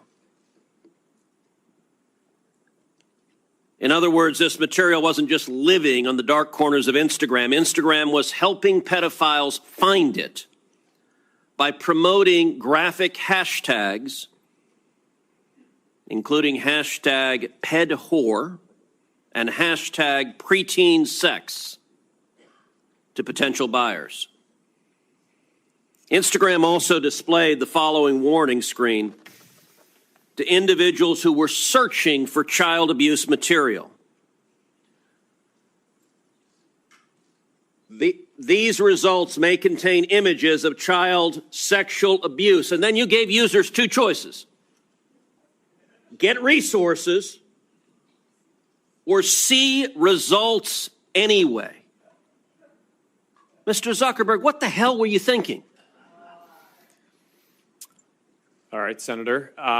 The basic science behind that is that when people are searching for something that is problematic, it's often helpful to, rather than just blocking it, to help direct them towards something that that could be helpful for getting them to get help. In what, I understand get resources. In what sane universe is there a link for see results anyway? Well, because we might be wrong. We try to trigger this warning, or we tried to, when we think that there's any chance that the results. Okay, you might be harmful. wrong. Let me ask you, how many times was this warning screen displayed? I don't know, but the you don't know. Why don't you know? I don't know the answer to that off the top of my head. But well, you know what, Mr. Zuckerberg? It's interesting you say you don't know it off the top of your head, because I asked it in June of 2023 in an oversight letter, and your company refused to answer. Will you commit right now to within 5 days answering this question for this committee? We'll follow up on that. Is that a yes? Not a will follow up. I know how lawyers write statements saying we're not going to answer. Will you tell us how many times this warning screen was displayed? Yes or no? Senator, I'll personally look into it. I'm not sure if we have. Okay, so you're refusing to answer that. Let me ask you this. How many times did an Instagram user who got this warning that you're seeing images of child sexual abuse, how many times did that user click on see results anyway? I want to see that. Senator, I'm not sure if we stored that, but I'll personally look into this and we'll follow up after. And what follow-up did Instagram do when you have a potential pedophile clicking on, I'd like to see child porn? What did you do next when that happened? Senator, I think that an important piece of context here is that any context that we think is child sexual Mr. Zuckerberg, abuse, that's called a question. What did you do next when someone clicked, you may be getting child sexual abuse images, and they click, see results anyway? What was your next step? You said you might be wrong. Did anyone examine, was it in fact child sexual abuse material? Did anyone report that user? Did anyone go and try to protect that child? What did you do next?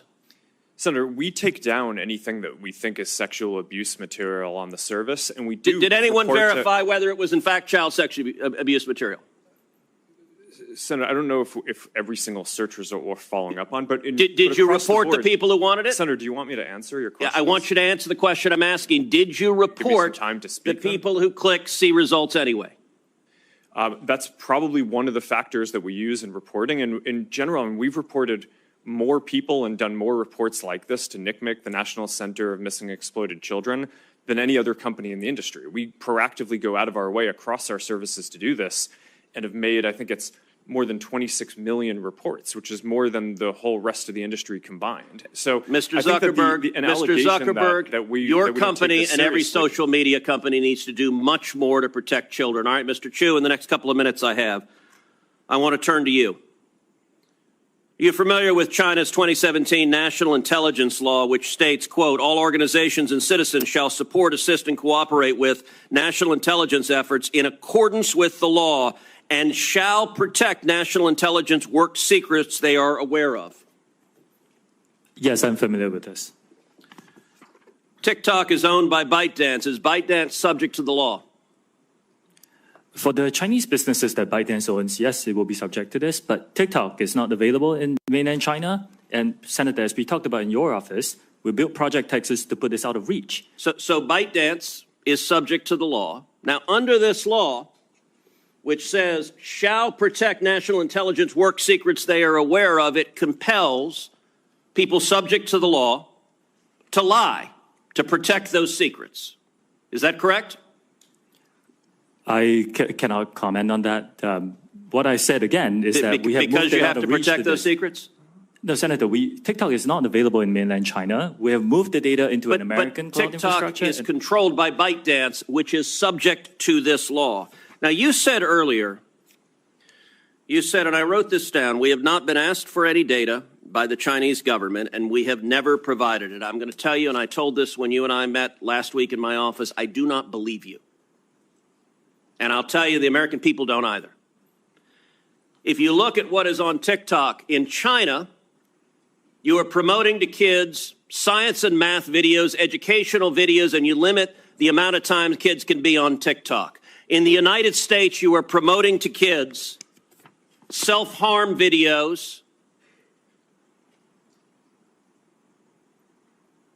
and anti-Israel propaganda.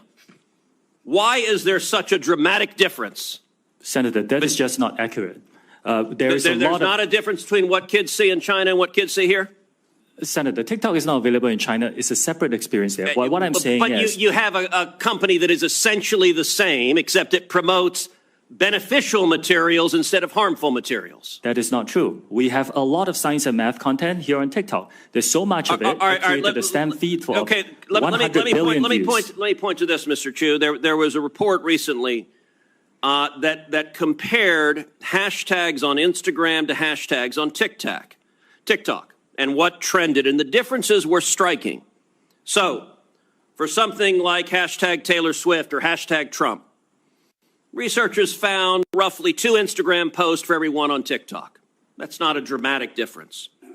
That difference jumps to 8 to 1 for the hashtag Uyghur. And it jumps to 30 to 1 for the hashtag Tibet. And it jumps to 57 to 1 to the hashtag Tiananmen Square, and it jumps to 174 to 1 for the hashtag Hong Kong protest. Why is it that on Instagram, people can put up a hashtag Hong Kong protest 174 times compared to TikTok? What censorship is TikTok doing at the request of the Chinese government? None. Senator, that analysis explain is that flawed. differential. The analysis is flawed. It's been debunked by other external sources like the Cato Institute. Fundamentally, a few things happen here. Not all videos carry hashtags. That's the first thing. The second thing is that you cannot selectively choose a few words within a certain time Why the period. difference between Taylor Swift and Tiananmen Square? What happened in Tiananmen Square? Senator, there was a massive protest during that time. But what I'm trying to say is our users can freely come and post this Why content. would there be no difference on Taylor Swift, or a minimal difference, and a massive difference on Tiananmen Square or Hong Kong? Senator, could you wrap up, please? Senator, our algorithm does not suppress any content simply based on To this. answer It that doesn't. question, why is there a difference? Like I said, I think this analysis is flawed. You're selectively choosing some words over some periods. We haven't been around as There long is as an other apps. obvious difference. 174 to 1 for Hong Kong compared to Taylor Swift is dramatic. Senator Blumenauer. Thanks, Mr. Chairman. Mr. Zuckerberg, Blumenthal, I'm sorry. thank you. I know both of them. That was good enough. Mr. Zuckerberg, you know who Antigone Davis is, correct? Yes. She's one of your top leaders. In September of 2021, she was global head of safety, correct? Yes. And you know that she came before a subcommittee of the Commerce Committee that I chaired at the time, Subcommittee on Consumer Protection, correct? Yes. And she was testifying on behalf of Facebook, right? Meta, but yes. It was then Facebook, but Meta now. And she told us, and I'm quoting, Facebook is committed to building better products for young people and to doing everything we can to protect their privacy, safety, and well-being on our platforms. And she also said, kids' safety is an area where, quote, we are investing heavily, end quote. We now know that statement was untrue. We know it from an internal email that we have received. It's an email written by Nick Clegg. You know who he is, correct? Yes. He was Meta's president of global affairs. And he wrote a memo to you, which you received, correct? It was written to you. So I can't see the email, but sure, I'll assume that you got it that correct. And he summarized Facebook's problems. He said, quote, we are not on track to succeed for our core well-being topics: problematic use, bullying and harassment, connections, and SSI, meaning suicidal self-injury. He said also in another memo, quote, we need to do more and we are being held back by a lack of investment. This memo has the date of August 28th, just weeks before that testimony from Antigone Davis, correct? Sorry, Senator, I'm not sure what the date of the testimony was. Well, those are the dates on the emails. Nick Clegg was asking you, pleading with you for resources to back up the narrative, to fulfill the commitments. In effect, Antigone Davis was making promises that Nick Clegg was trying to fulfill, and you rejected that request for 45 to 84 engineers to do well-being or safety. We know that you rejected it from another memo, Nick Clegg's assistant, Tim Colburn, who said,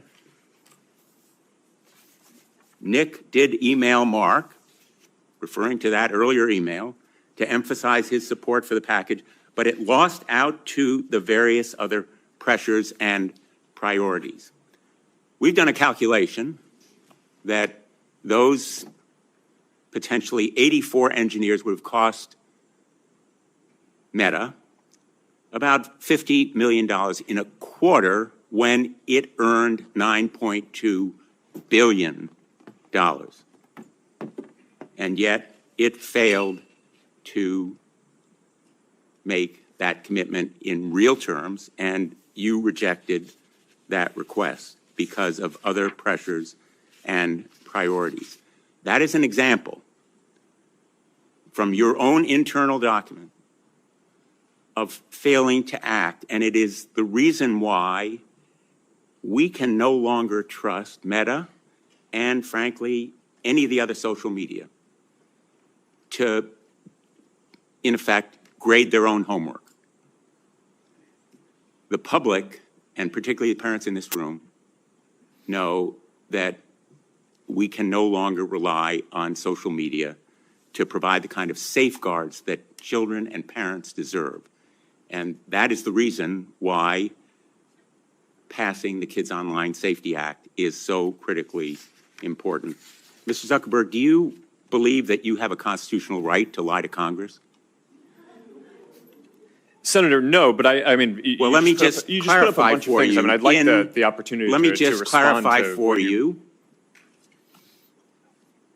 In a lawsuit brought by hundreds of parents, some in this very room, alleging that you made false and misleading statements concerning the safety of your platform for children, you argued in not just one pleading, but twice, in December and then in January, that you have a constitutional right to lie to Congress. Do you disavow that filing in court? Senator, I don't know what filing you're talking about, but I testified honestly and truthfully, and I would like the opportunity to respond to the previous things that you showed as well. Well, I have a few more questions, and let me ask others who are here, because I think it's important to put you on record. Who will support the Kids Online Safety Act? Yes or no? Mr. Citron. There are parts of the act that we think are great. No, it's a yes or no question. I'm going to be running out of time, so I'm assuming the answer is no if you can't answer yes. We very much think that the national privacy standard would be great. Mr. Siegel? Senator, we strongly support the Kids Online Safety Act, and we've already implemented many of its core provisions. Thank you. I welcome that support, along with Microsoft's support. Mr. Chu. Senator, with some changes, we can support it. Well, in its present form, do you support it?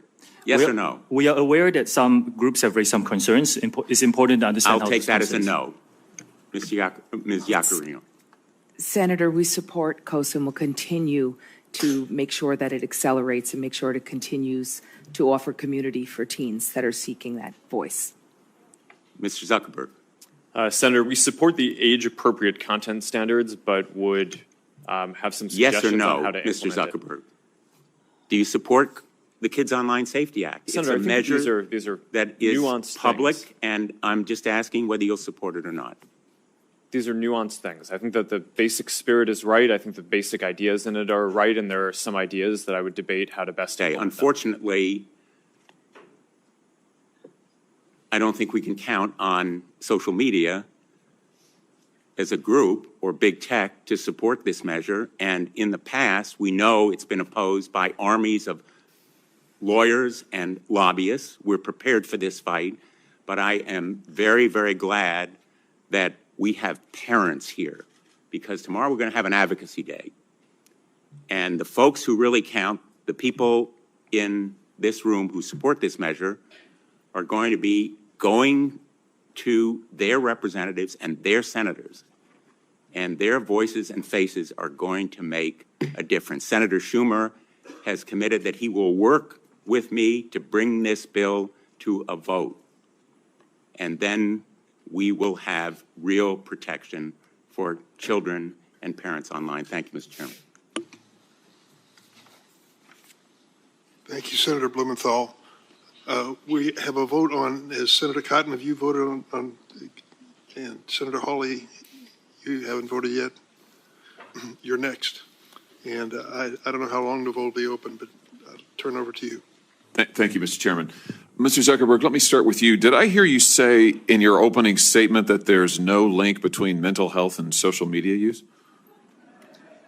Senator, what I said is I think it's important to look at the science. I know people widely talk about this as if that is something that's already been proven. And I think that the bulk of the scientific evidence does not support that. Well, really, let me just remind you of some of the science from your own company. Instagram studied the effect of your platform on teenagers. Let me just read you some quotes from the Wall Street Journal's report on this. Company researchers found that Instagram is harmful for a sizable percentage of teenagers, most notably teenage girls. Here's a quote from your own study. Quote, "We make body image issues worse for 1 in 3 teen girls." Here's another quote. "Teens blamed Instagram," this is your study, "for increases in the rate of anxiety and depression. This reaction was unprompted and consistent across all groups." That's your study. Senator, we try to understand the feedback and how people feel about the services. We can improve. Wait a minute. Your own study says that you make life worse for 1 in 3 teenage girls. You increase Senator, anxiety and depression. That's what it says. And you're here testifying to us in public that there's no link. You've been doing this for years. For years, you've been coming in public and testifying under oath that there's absolutely no link. Your product is wonderful. The science is nascent, full speed ahead, while internally, you know full well your product is a disaster for teenagers. Senator, and yet that's you not keep true. right on doing what you're doing. Right? That's not true.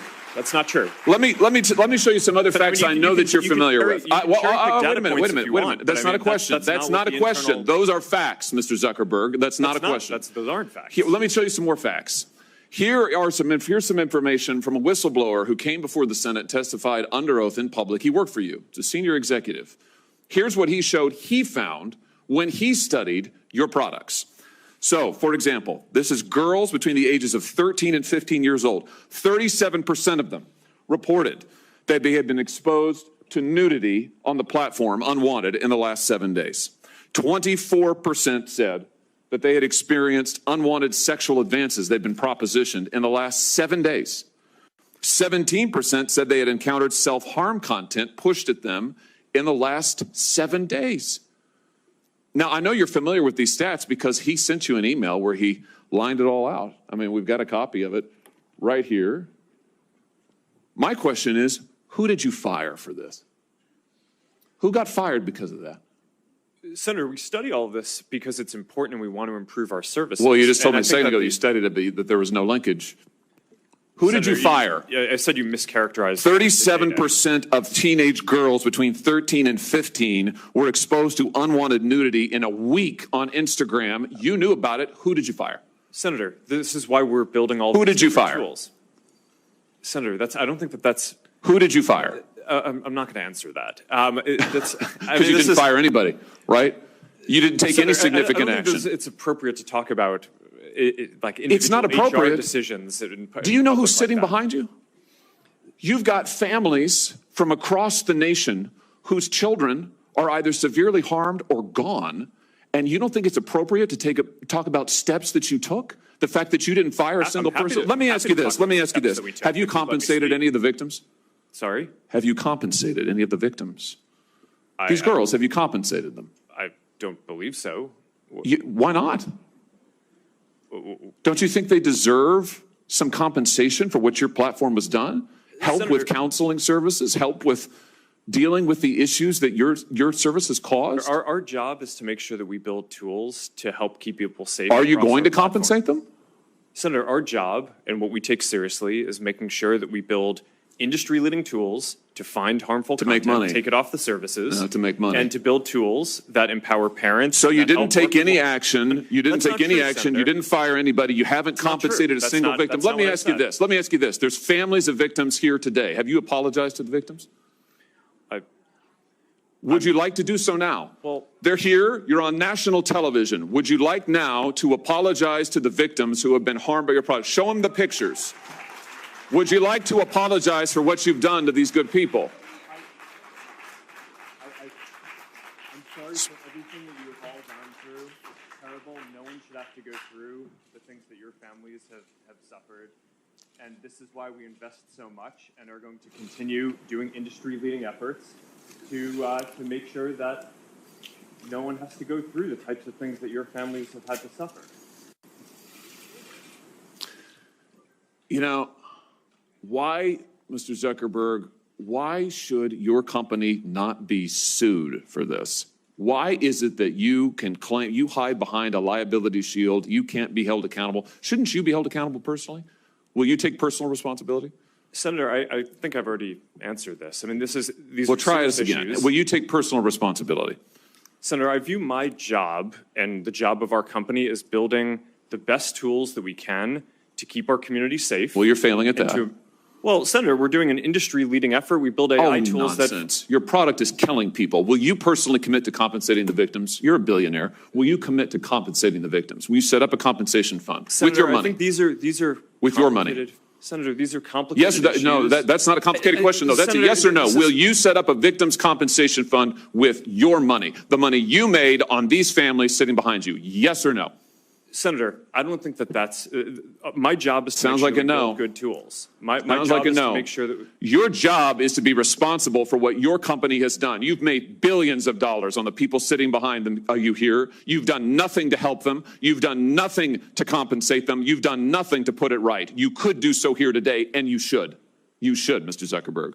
Before my time expires, Mr. Chu, let me just ask you, your platform, why should your platform not be banned in the United States of America? You are owned by a Chinese communist company or a company based in China. The editor-in-chief of your parent company is a Communist Party secretary. Your company has been surveilling Americans for years. According to leaked audio from more than 80 internal TikTok meetings, China-based employees of your company have repeatedly accessed non-public data of United States citizens. Your company has tracked journalists improperly gaining access to their IP addresses, user data, in an attempt to identify whether they're writing negative stories about you. Why should your platform is basically an espionage arm for the Chinese Communist Party? Why should you not be banned in the United States of America? Senator, I disagree with your characterization. Many of what you have said, we have explained in a lot of detail. TikTok is used by 170 million Americans. I know, and every single one of those Americans are in danger from the fact that you track their keystrokes, you track their app usage, you track their location data, and we know that all of that information can be accessed by Chinese employees who are subject to the dictates of the Chinese Communist Party. Why should you not be banned in this country? Senator, that is not accurate. A lot of what you describe we collect, we don't. It is 100% accurate. Do you deny that repeatedly Americans' data has been accessed by ByteDance employees in China? We built a project that cost us billions of dollars to stop that, and we have made a lot of progress. And it hasn't been stopped. According to the Wall Street Journal report from just yesterday, even now, ByteDance workers, without going through official channels, have access to the private information of American citizens. I'm quoting from the article, private information of American citizens, including their birth date, their IP address, and more. That's now. Senator, as we know, the media doesn't always get it right. What we have. But the Chinese Communist Party does? I'm not saying that. What I'm saying is that we've spent billions of dollars to build this project. It's rigorous, it's robust, it's unprecedented, and I'm proud of the work that the 2,000 employees are doing to protect the data.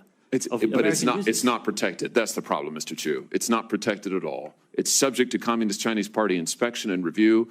Your app, unlike anybody else sitting here, and heaven knows I've got problems with everybody here, but your app, unlike any of those, is subject to the control and inspection of a foreign hostile government that has actively trying to track the information of whereabouts of every American that they get their hands on. Your app ought to be banned in the United States of America for the security of this country. Thank you, Mr. Chairman. Senator Hirono. Thank you, Mr. Chairman. As we've heard, children face all sorts of dangers when they use social media, from mental health harms to sexual exploitation, even trafficking. Sex trafficking is a serious problem in my home state of Hawaii, especially for Native Hawaiian victims. That social media platforms are being used to facilitate this trafficking, as well as the creation and distribution of C-scam is deeply concerning, but it's happening. For example, Several years ago, a military police officer stationed in Hawaii was sentenced to 15 years in prison for producing C-scam as part of his online exploitation of a minor female. He began communicating with this 12-year-old girl through Instagram. He then used Snapchat to send her sexually explicit photos and to solicit such photos from her. He later used these photos to blackmail her. And just last month, the FBI arrested a neo-Nazi cult leader in Hawaii who lured victims to his Discord server. He used that server to share images of extremely disturbing child sexual abuse material interspersed with neo-Nazi imagery. Members of his child exploitation and hate group are also present on Instagram, Snapchat, X, and TikTok, all of which they use to recruit potential members and victims. In many cases, including the ones I just mentioned, your companies played a role in helping law enforcement investigate these offenders. But by the time of the investigation, so much damage had already been done. This hearing is about how to keep children safe online, and we've listened to all of your testimony to seemingly impressive safeguards for young users. You try to limit the time that they spend. You require parental consent. You have all of these tools. Yet trafficking and exploitation of minors online and on your platforms continues to be rampant. Nearly all of your companies make your money through advertising, specifically by selling the attention of your users. Your product is your users. As a Meta product designer wrote in an email, quote, "Young ones are the best ones. You want to bring people to your service young and early," end quote. In other words, hook them early. Research published last month by Harvard School of Public Health estimates that Snap makes an astounding 41% of its revenues by addressing to users under 18. With TikTok, it's 35%. 7 of the 10 largest Discord servers, attracting many paying users, are for games used primarily by teens, by children. All this is to say that social media companies, yours and others, make money by attracting kids to your platforms. But ensuring safety doesn't make money, it costs money. If you are going to continue to attract kids to your platforms, you have an obligation to ensure they are safe on the platforms, because the current situation is untenable. That is why we're having this hearing. But to ensure safety for our children, that costs money. Your companies cannot continue to profit off young users, only to look the other way when those users, our children, are harmed online. We've had a lot of comments about Section 230 protections. And I think we are definitely heading in that direction. And some of the 5 bills that we have already passed out of this committee talks about limiting the liability protections for you. Last November, this is for Mr. Zuckerberg. Last November, the Privacy Technology Subcommittee heard testimony from Arturo Bejar in response to one of my questions about how to ensure that social media companies focus more on child safety. He said, and I am paraphrasing a little bit, Mr. Bejar said, what will change their behavior is at the moment that Mark Zuckerberg declares earnings, and these earnings have to be declared to the SEC. So he has to say, last quarter we made $34 billion, and the next thing he has to say is how many teens experienced unwanted sexual advances on its platform. Mr. Zuckerberg, will you commit to reporting measurable child safety data on your quarterly earnings reports and calls? Senator, it's a good question. We actually already have a quarterly report that we issue and do a call to answer questions for how we're enforcing our community standards. That includes not just the child safety issues and so metrics. is that a yes? We have a separate call that we do this on, but we've led But I the think industry. that you have to report your earnings to the SEC. Will you report to them this kind of data, and by numbers, by the way, because Senator Coons said, and others have said, percentages don't really tell the full story. Will you report to the SEC the number of teens, and sometimes you don't even know whether they're teens or not because they just claim to be adults. Will you report the number of underage children on your platforms who experience unwanted CSAM and other kinds of messaging that harm them? Will you commit to citing those numbers to the SEC when you make your quarterly report? Well, Senator, I'm not sure it would make as much sense to include it in the SEC filing, but we file it publicly so that way everyone can see this.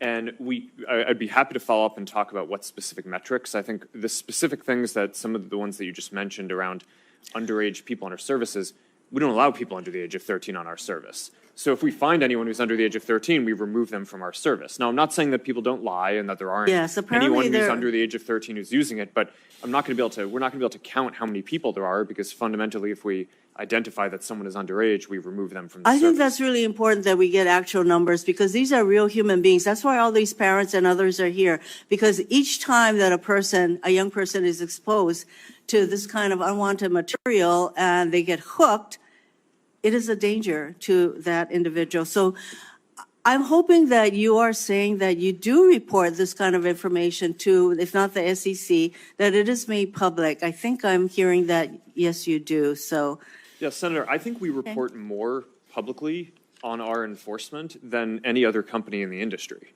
And we're very supportive of transparency measures. I am running out of time, Mr. Zuckerberg, but so I will follow up with what exactly it is that you do report. Again, for you, when Meta automatically places young people's accounts, and you testified to this, on the most restrictive privacy and content sensitivity sessions, and yet teens are able to opt out of these safeguards. Isn't that right? It's not mandatory that they remain on these settings. They can opt out.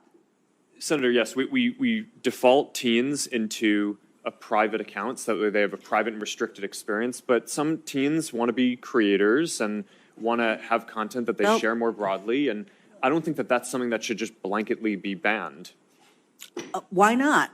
I think it should be mandatory that they remain on the more restrictive settings. Senator, I think that there's a lot of teens create amazing things, and I think with the right supervision and parenting and controls, I think that's I don't think that that's the type of thing that you want to just not allow anyone to be able to do. I think you want to make it so that my time is up, but I have to say that there is an argument that you all make for every single thing that we are proposing, and I share the concern that I have about the blanket limitation on liabilities that we provide all of you, and I think that has to change, and that is on us, on Congress, to make that change. Thank you, Mr. Chairman. Thank you, Senator Rono. Senator Cotton. Mr. Chu, let's cut straight to the chase. Is TikTok under the influence of the Chinese Communist Party? No, Senator, we are a private business. Okay, so you can see that your parent, ByteDance, is subject to the 2017 national security law, which requires Chinese companies to turn over information to the Chinese government and conceal it from the rest of the world. You concede that, correct? Senator, the Chinese business. Question. You conceded it early.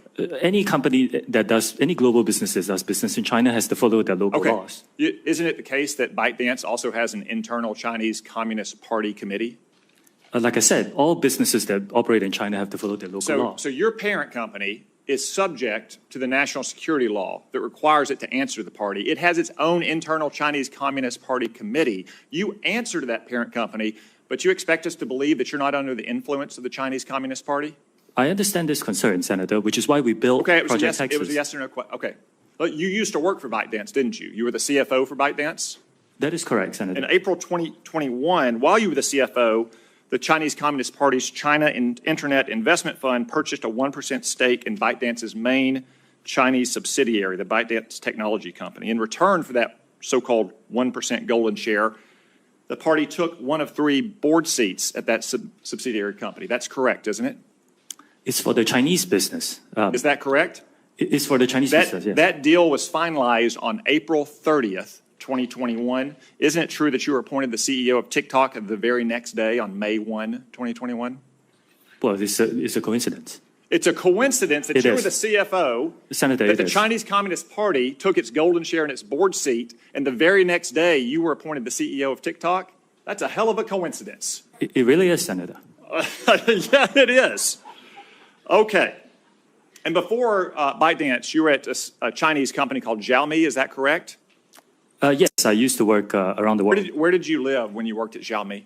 I lived in China, like many expats. Where exactly? In Beijing, in China. How many years did you live in Beijing? Senator, I worked there for about 5 years. So you lived there for 5 years? Yes. Isn't it the case that Xiaomi was sanctioned by the United States government in 2021 for being a communist Chinese military company? I'm here to talk about TikTok. I think they then had a lawsuit and it was overturned. I can't remember the details. It's another company. The Biden administration that reversed those sanctions, just like, by the way, they reversed the terrorist designation on the Houthis in Yemen. How's that working out for them? But it was sanctioned as a Chinese communist military company. So you said today, as you often say, that you live in Singapore. Of what nation are you a citizen? Singapore. Are you a citizen of any other nation? No, Senator. Have you ever applied for Chinese citizenship? Senator, I served my nation in Singapore. No, I did not. Do you have a Singaporean passport? Yes, and I served my military for two and a half years in Singapore. Do you have any other passports from any other nations? No, Senator. Your wife is an American citizen. Your children are American citizens. That's correct. Have you ever applied for American citizenship? No, not yet. Okay. Have you ever been a member of the Chinese Communist Party? Senator, I'm Singaporean. No. Have you ever been associated or affiliated with the Chinese Communist Party? No, Senator. Again, I'm Singaporean. Let me ask you some hopefully simple questions. You said earlier, in response to a question, that what happened at Tiananmen Square in June of 1989 was a massive protest. Did anything else happen in Tiananmen Square? Yes, I think it's well documented. There was a massacre. There was the indiscriminate slaughter of hundreds or thousands of Chinese citizens. Do you agree with the Trump administration and the Biden administration that the Chinese government is committing genocide against the Uyghur people? Senator, I've said this before. I think it's really important that anyone who cares about this topic or any topic can freely express themselves on TikTok. It's a very simple question that unites both parties in our country and governments around the world. Is the Chinese government committing genocide against the Uyghur people? Senator, anyone, including, you can come into TikTok and talk about this topic. I'm asking you, or any topic that matters to you. You are a worldly, cosmopolitan, well-educated man who's expressed many opinions on many topics. Is the Chinese government committing genocide against the Uyghur people? Actually, Senator, I talk mainly about my company, and I'm here to talk about what TikTok does. Yes or no? You're here to give testimony that's truthful and honest and complete. Let me ask you this. Joe Biden last year said that Xi Jinping was a dictator. Do you agree with Joe Biden? Is Xi Jinping a dictator? Senator, I'm not going to comment on any world leaders. Why won't you answer these very simple questions? Senator, it's not appropriate for me as a businessman to comment on world leaders. Are you scared that you'll lose your job if you say anything negative about the Chinese Communist Party? I disagree that. You will find content that is critical of China on our platform. The next time you go on, are you scared that you'll be arrested and disappear the next time you go to mainland China? Senator, you will find content that's critical of China and any other country freely on TikTok. Okay. Let's turn to what TikTok, a tool of the Chinese Communist Party, is doing to America's youth. Does the name Mason Edens ring a bell? Senator, you may have to give me more specifics if you don't mind. Yeah, he was a 16-year-old Arkansan. After a breakup in 2022, he went on your platform and searched for things like inspirational quotes and positive affirmations. Instead, he was served up numerous videos glamorizing suicide until he killed himself by gun. What about the name Chase Nazca? Does that ring a bell? Would you mind giving me more details, please? He was a 16-year-old who saw more than 1,000 videos on your platform about violence and suicide until he took his own life by stepping in front of a plane or train. Are you aware that his parents, Dean and Michelle, are suing TikTok and ByteDance for pushing their son to take his own life? Yes, I'm aware of that. Okay. Finally, Mr. Chu, has the Federal Trade Commission sued TikTok during the Biden administration? Senator, I cannot talk about whether there's any ongoing... Are you currently being sued by the Federal Trade Commission? Senator, I cannot talk about any potential lawsuits. I didn't say potential, actual. Are you being sued by the Federal Trade Commission? Senator, I think I've given you my answer. I cannot talk about. No, Ms. Yacarino's company is being sued, I believe. Mr. Zuckerberg's company is being sued, I believe. Yet TikTok, the agent of the Chinese Communist Party, is not being sued by the Biden administration. Are you familiar with the name Christina Kafara? You may have to give me more details. Christina Kafara was a paid advisor to ByteDance, your communist-influenced parent company. She was then hired by the Biden FTC to advise on how to sue Mr. Zuckerberg's company. Senator, ByteDance is a global company and not a Chinese Communist company. It's owned by global investors. Public reports indicate that your lobbyist visited the White House more than 40 times in 2022. How many times did your company's lobbyist visit the White House last year? I don't know that, Senator. Are you aware that the Biden campaign and the Democratic National Committee is on your platform? They have TikTok accounts? Senator, we encourage people to come on Which, to by create the way, organic, content. they won't let their staffers use their personal phone. They give them separate phones that they only use TikTok on. We encourage everyone to join, including yourself, Senator. So all these companies are being sued by the FTC. You're not. The FTC has a former paid advisor, your parent, talking about how they can sue Mr. Zuckerberg's company. Joe Biden's reelection campaign, the Democratic National Committee, is on your platform. Let me ask you, have you or anyone else at TikTok communicated with or coordinated with the Biden administration, the Biden campaign, or the Democratic National Committee to influence the flow of information on your platform? We work with any creators who want to use our campaign. It's all the same process that we have. So what we have here, we have a company that's a tool of the Chinese Communist Party that is poisoning the minds of America's children, in some cases driving them to suicide, and that at best the Biden administration is taking a pass on, at worst maybe in collaboration with. Thank you, Mr. Chu. Thank you, Senator Cotton. So we're going to take a break now. We're on the second roll call. Members can take advantage of it if they wish. The break will last about 10 minutes. Please do your best to return.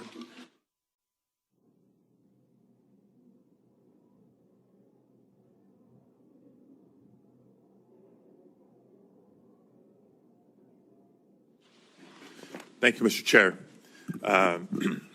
Colleagues, as we reconvene, I'm proud once again to share that I am one of the few senators with younger children. And I lead with that because as we are having this conversation today, it's not lost on me that between my children, who are all now in the teen and preteen category, and their friends, I see this issue very up close and personal. And in that spirit, I want to take a second to just acknowledge and thank all the parents who are in the audience today, many of whom have shared their stories with our offices, and I credit them for finding strength through their suffering, through their struggle, and channeling that into the advocacy that is making a difference. I thank all of you. Now, I appreciate, again, personally, the challenges that parents and caretakers, school personnel, and others face in helping our young people navigate this world of social media and technology in general. Now, the services our children are growing up with provide them unrivaled access to information. I mean, this is beyond what previous generations have experienced. And that includes learning opportunities, socialization, and much, much more. But we also clearly have a lot of work to do to better protect our children from the predators and predatory behavior that these technologies have enabled. And yes, Mr. Zuckerberg, that includes exacerbating the mental health crisis in America. Nearly all teens, we know, have access to smartphones and the internet and use the internet daily. And while guardians do have primary responsibility for caring for our children, the old adage says it takes a village. And so society as a whole, including leaders in the tech industry, must prioritize the health and safety of our children. Now, dive into my questions now and be specific, platform by platform, witness by witness, on the topic of some of the parental tools you have each made reference to. Mr. Citron, how many minors are on Discord and how many of them have caretakers that have adopted your family center tool? And if you don't have the numbers, just say that quickly and provide that to our office. We can follow up with you on that. How have you ensured that young people in their gardens are aware of the tools that you offer? We make it very clear to teens on our platform what tools are available, and our Teen Safety Assist is enabled by default. What specifically do you do? What may be clear to you is not clear to the general public. So what do you do, in your opinion, to make it very clear? So our Teen Safety Assist, which is a feature that helps teens keep themselves safe, in addition to blocking and blurring images that may be sent to them, that is on by default for teen accounts, and it cannot be turned off.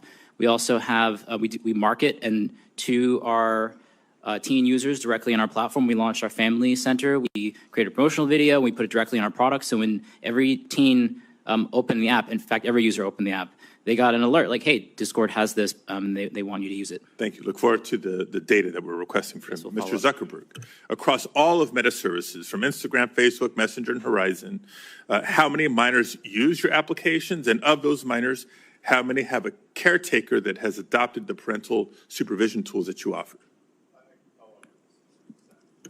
Sorry, I can follow up with the specific stats on that. Okay, it would be very helpful, not just for us to know, but for you to know as a leader of your company. And how, same question, how are you ensuring that young people and their gardens are aware of the tools that you offer? We run pretty extensive ad campaigns, both on our platforms and outside. We work with creators and organizations like Girl Scouts to make sure that this is broadly, that there's broad awareness of the tools. Okay.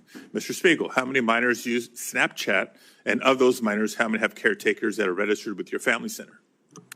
Senator, I believe approximately, in the United States, there are approximately 20 million teenage users of Snapchat. I believe approximately 200,000 parents use Family Center, and about 400,000 teens have linked their account to their parents using Family Center. So 200,000, 400,000 sounds like a big number, but small in percentage of the minors using Snapchat. What are you doing to ensure that young people in their gardens are aware of the tools you offer? Senator, we create a banner for Family Center on the user's profile so that accounts we believe may be of the age that they could be parents can see the entry point into Family Center easily. Okay. Mr. Chu, how many minors are on TikTok, and how many of them have a caregiver that uses your family tools? Senator, I need to get back to you on the specific numbers, but we were one of the first platforms to give what we call family pairing to parents. You go to settings, you turn on the QR code, your teenager's QR code and yours, you scan it. And what it allows you to do is you can set screen time limits, you can filter out some keywords, you can turn on a more restricted mode. And we're always talking to parents. I met a group of parents and teenagers and high school teachers last week to talk about what more we can provide in the family pairing mode. Ms. Yacarino, how many minors use X, and are you planning to implement safety measures or guidance for caretakers like your peer companies have? Thank you, Senator. Less than 1% of all U.S. users are between the ages of 13 and 17. Less than 1% of how many? Of 90 million U.S. users. Okay, so still hundreds of thousands. Continue. Yes, and every single one is very important. Being a 14-month-old company, we have reprioritized child protection and safety measures, and we have just begun to talk about and discuss how we can enhance those with parental controls. Let me continue with a follow-up question for Mr. Citron. In addition to keeping parents informed about the nature of various internet services, there's a lot more we obviously need to do. For today's purposes, while many companies offer a broad range of quote-unquote user empowerment tools, it's helpful to understand whether young people even find these tools helpful. So appreciate you sharing your Teen Safety Assist and the tools and how you're advertising it, but have you conducted any assessment of how these features are impacting minors' use of your platform? Our intention is to give teens tools, capabilities that they can use to keep themselves safe, and also so our teams can help keep teens safe. We recently launched Teen Safety Assist last year, and I do not have a study off the top of my head, but we'd be happy to follow up with you on that. Okay. My time is up. I'll have follow-up questions for each of you, either in the second round or through statements for the record on a similar assessment of the tools that you've proposed. Thank you, Mr. Chair. Thank you, Senator Padilla. Senator Kennedy. Thank you all for being here. Mr. Spiegel,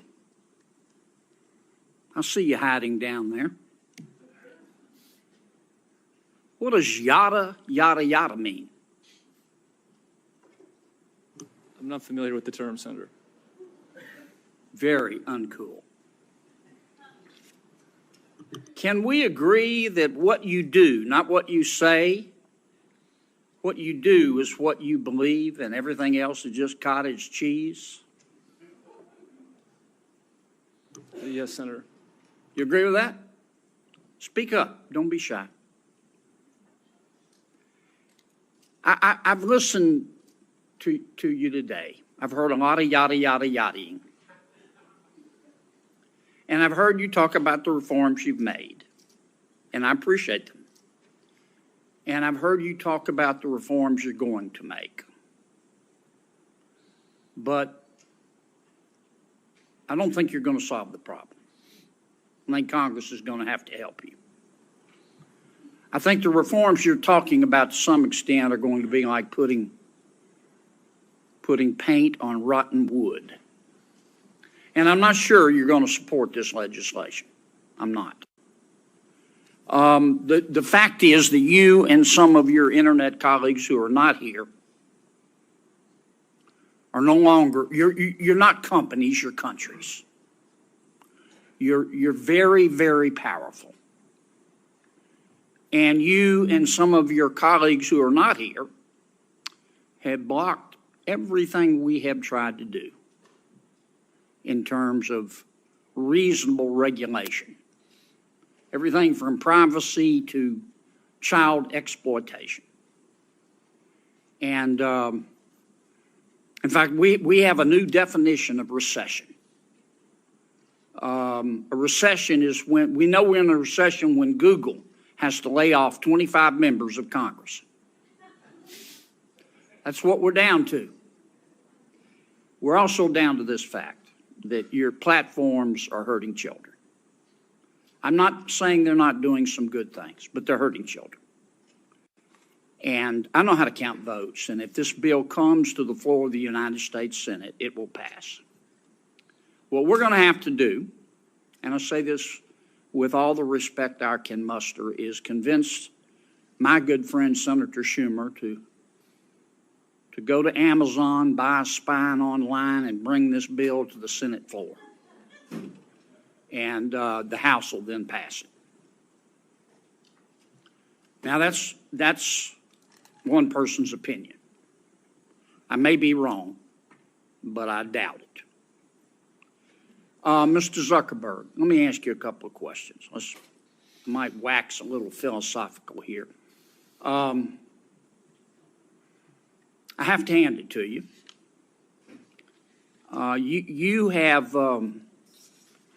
You have convinced over 2 billion people to give up all of their personal information, every bit of it, in exchange for getting to see what their high school friends had for dinner Saturday night.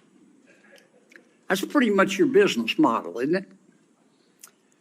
It's not how I would characterize it. And we give people the ability to connect with the people they care about and to engage with the topics that they care about. And you take this information, this abundance of personal information, and then you develop algorithms to punch people's hot buttons,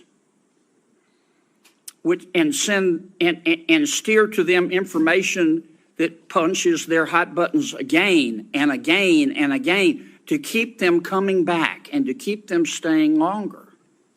And as a result, your users see only one side of an issue. And so, to some extent, your platform has become a killing field for the truth, hasn't it? I mean, Senator, I disagree with that characterization. We build ranking and recommendations because people have a lot of friends and a lot of interests, and they want to make sure that they see the content that's relevant to them. We're trying to make a product that's useful to people and make our services as helpful as possible for people to connect with the people they care about and the interests they care about. But you don't show them both sides. You don't give them balanced information. You just keep punching their hot buttons, punching their hot buttons. You don't show them balanced information so people can discern the truth for themselves. And you rev them up so much that so often your platform and others becomes just cesspools of snark where nobody learns anything, don't they? Well, Senator, I disagree with that. I think people can engage in the things that they're interested in and learn quite a bit about those. We have done a handful of different experiments and things in the past around news and trying to show content on a diverse set of perspectives. I think that there's more that needs to be explored there, but I don't think that we can solve that by ourselves. One of the things that I saw... I'm sorry to cut you off, Mr. President, but I'm going to run out of time. Do you think your users really understand what they're giving to you, all of their personal information, and how you process it and how you monetize it? Do you think people really understand? Senator, I think people understand the basic terms. I mean, I think that there's. I actually think that a lot of people overestimate how much information It's been a couple of years since we talked about this. Does your user agreement still suck?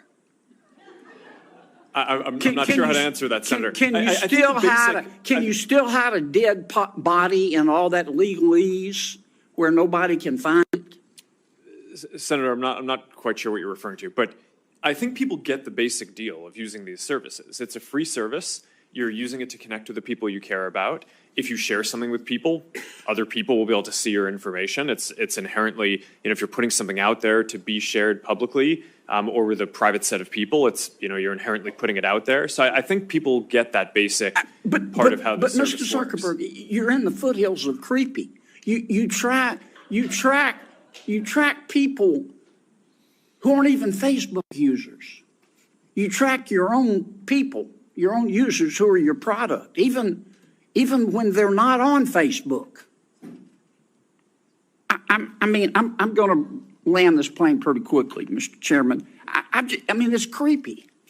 And I understand you make a lot of money doing it, but I just wonder if our technology is greater than our humanity. I mean, let me ask you this final question. Instagram is harmful to young people, isn't it? Senator, I disagree with that. That's not what the research shows on balance. That doesn't mean that individual people don't have issues and that there aren't things that we need to do to help provide the right tools for people. But across all of the research that we've done internally, I mean, the survey that the senator previously cited, there are 12 or 15 different categories of harm that we asked teens if they felt that Instagram made it worse or better. And across all of them, except for the one that Senator Hawley cited, more people said that using Instagram made the different issues that they face either positive or... we just have to agree to disagree. If you believe that Instagram, I'm not saying it's intentional, but if you agree that if you think that Instagram is not hurting millions of our young people, particularly young teens, particularly young women, you shouldn't be driving. It is. Thanks. Senator Butler. Thank you, Mr. Chair, and thank you to our panelists who've come to have an important conversation with us. Most importantly, I want to appreciate the families who have shown up to continue to be remarkable champions of your children and your loved ones, for being here, and in particular to California families that I was able to just talk to on the break, the families of Sammy Chapman from Los Angeles and Daniel Puerta from Santa Clarita. They are here today and are doing some incredible work to not just protect the memory and legacy of their boys, but the work that they're doing is going to protect my 9-year-old. And that is indeed why we're here. There are a couple questions that I want to ask some individuals. Let me start with a question for each of you. Mr. Citron, have you ever sat with a family and talked about their experience and what they need from your product? Yes or no? Yes, I have spoken with parents about how we can build tools to help them. Mr. Spiegel, have you sat with families and young people to talk about your products and what they need from your product? Yes, Senator. Mr. Hsu?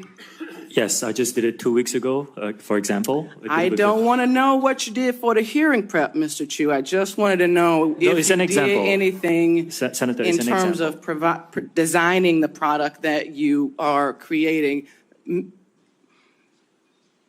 Mr. Zuckerberg, have you sat with parents and young people to talk about how you design product for your consumers?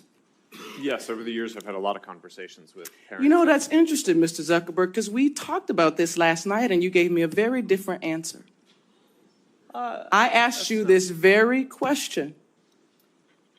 Well, I told you that I didn't know what specific processes our company had. No, Mr. for Zuckerberg, answering. you said to me that you had not.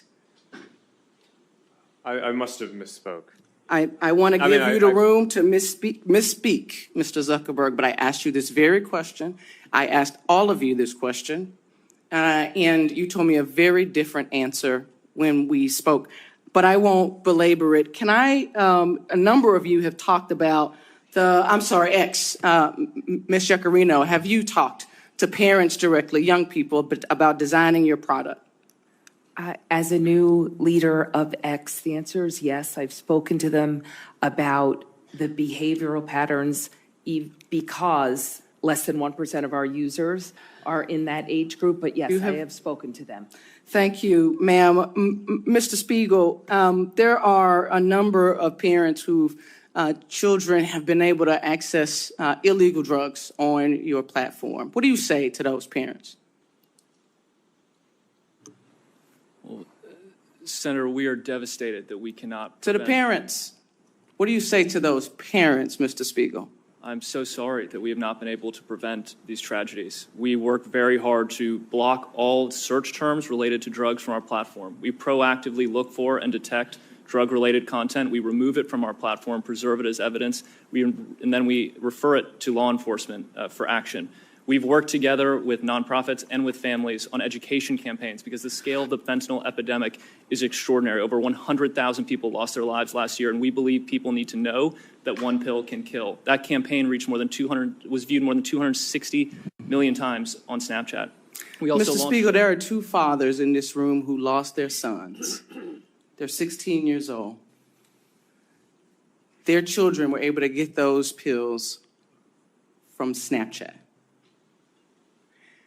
I know that there are statistics and I know that there are good efforts. None of those efforts are keeping our kids from getting access to those drugs on your platform.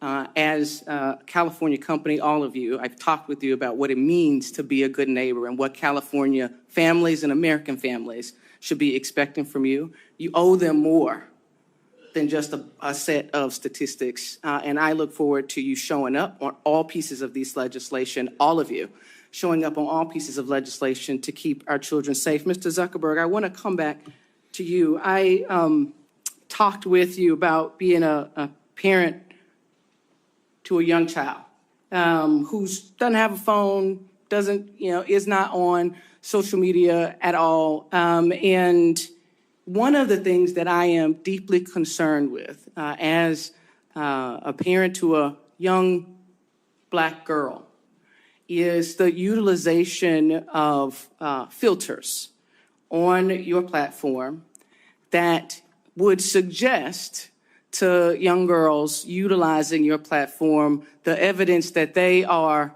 not good enough as they are.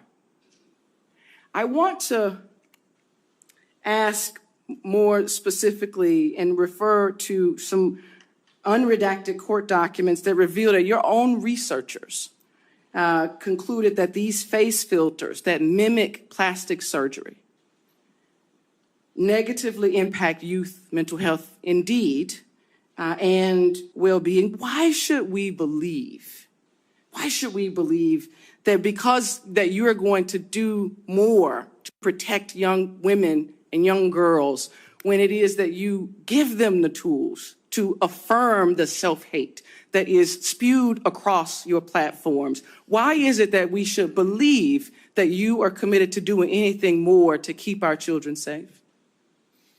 Sorry, there's a lot to unpack there. There We is give a lot. people tools to express themselves in different ways. And people use face filters and different tools to make media and photos and videos that are fun or interesting across a lot of the different products that are. Plastic surgery pens are good tools to express creativity. Senator, I'm not speaking to that. Skin lightening tools are tools Senator, to express creativity. This is the not direct defending- thing that I'm asking Yeah, I'm not about. defending any specific one of those. I think that the ability to kind of filter and edit images is generally a useful tool for expression. For that specifically, I'm not familiar with the study that you're referring to, but we did make it so that we're not recommending this type of content to teens. I made on no our reference to a study, to court documents that revealed your knowledge of the impact of these types of filters on young people generally, young girls in particular. Senator, I and disagree with that characterization. I think that there have with been hypotheses. court documents? I haven't seen any document Oh, that says okay, that, Mr. Zuckerberg, my time is up. I hope that you hear what is being offered to you and are prepared to step up and do better. I know this Senate committee is going to do our work to hold you to greater account. Thank you, Mr. Chair. Senator Tillis? Thank you, Mr. Chair. Thank you all for being here. I don't feel like I'm going to have an opportunity to ask a lot of questions, so I'm going to reserve the right to submit some for the record. But I have heard, we've had hearings like this before. I've been in the Senate for 9 years. I've heard hearings like this before. I've heard horrible stories about people who have died, committed suicide, been embarrassed. Every year, we have an annual flogging every year. And what materially has occurred over the last 9 years? Do any of you all, just yes or no question, do any of y'all participate in an industry consortium trying to make this fundamentally safe across platforms? Yes or no, Mr. Zuckerberg? Yes. There's a variety of organizations Do you that we participate in work. Which organizations? I should say, does anyone here not participate in an industry? I actually think it would be immoral for you all to consider it a strategic advantage to keep safe or to keep private something that would secure all these platforms to avoid this sort of problem. Do you all agree with that? That anybody that would be saying you want ours because ours is the safest and these haven't figured out the secret sauce, that you as an industry realize this is an existential threat to you all if we don't get it right, right? I mean, you've got to secure your platforms. You got to deal with this. Do you not have an inherent mandate to do this? Because it would seem to me if you don't, you're going to cease to exist. I mean, we could regulate you out of business if we wanted to. And the reason I'm saying it may sound like a criticism. It's not a criticism. I think we have to understand that there should be an inherent motivation for you to get this right. Our Congress will make a decision that could potentially put you out of business. Here's the reason I have a concern with that, though.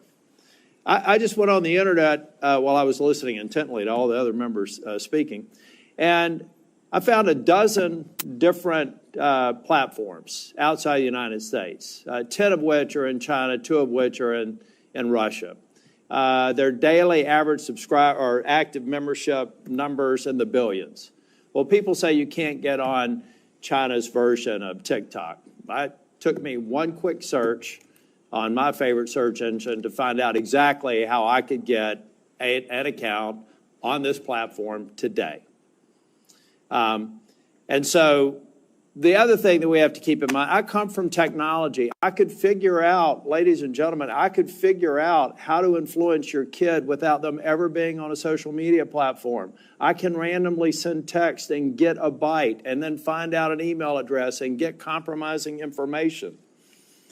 It is horrible to hear some of these stories, and I have shared and I've had these stories occur in my hometown down in North Carolina. But if we only come here and make a point today and don't start focusing on making a difference, which requires people to stop shouting and start listening and start passing language here, the bad actors are just going to be off our shores. I have another question for you all. How many people roughly, if you don't know the exact numbers, okay, roughly how many people do you have looking 24 hours a day at these horrible images? And just go real quick with an answer down the line and filtering it out. It's most of the 40,000 about people who work on safety. And again? We have 2,300 people all over the world. Okay. We have 40,000 trust and safety professionals around the world. We have approximately 2,000 people dedicated to trust and safety and content moderation. Our platform is much smaller than these folks. Yeah. We have hundreds of people, and it's looking at content, and 15% of our workforce. I'm only focused mentioning on these it. people have a horrible job. Many of them experience, they have to get counseling for all the things they see. We have evil people out there. And we're not going to fix this by shouting past or talking past each other. We're going to fix this by every one of y'all being at the table and hopefully coming closer to what I heard one person say, supporting a lot of the good bills, like one that I hope Senator Blackburn mentions when she gets a chance to talk. But guys, if you're not at the table and securing these platforms, you're going to be on it. And the reason why I'm not okay with that is that if we ultimately destroy your ability to create value and drive you out of business, the evil people will find another way to get to these children. And I do have to admit, I don't think my mom's watching this one, but there is good. We can't look past good that is occurring. My mom, who lives in Nashville, Tennessee, and I talked yesterday, and we talked about a Facebook post that she made a couple of days ago. We don't let her talk to anybody else. That connects my 92-year-old mother with her grandchildren and great-grandchildren. That lets a kid who may feel awkward in school to get into a group of people and relate to people. Let's not throw out the good because we haven't all together focused on rooting out the bad. Now, I guarantee you, I could go through some of your governance documents and find a reason to flog every single one of you because you didn't place the emphasis on it that I think you should. But at the end of the day, I find it hard to believe that any of you people started this business, some of you in your college dorm rooms, for the purposes of creating the evil that is being perpetrated on your platforms. But I hope that every single waking hour, you're doing everything you can to reduce it. You're not going to be able to eliminate it. And I hope that there are some enterprising young tech people out there today that are going to go to parents and say, ladies and gentlemen, your children have a deadly weapon. They have a potentially deadly weapon, whether it's a phone or a tablet. You have to secure it. You can't assume that they're going to be honest and say that they're 16 when they're 12. We all have to recognize that we have a responsibility to play, and you guys are at the tip of the spear. So I hope that we can get to a point to where we are moving these bills. If you got a problem with them, state your problem. Let's fix it. No is not an answer.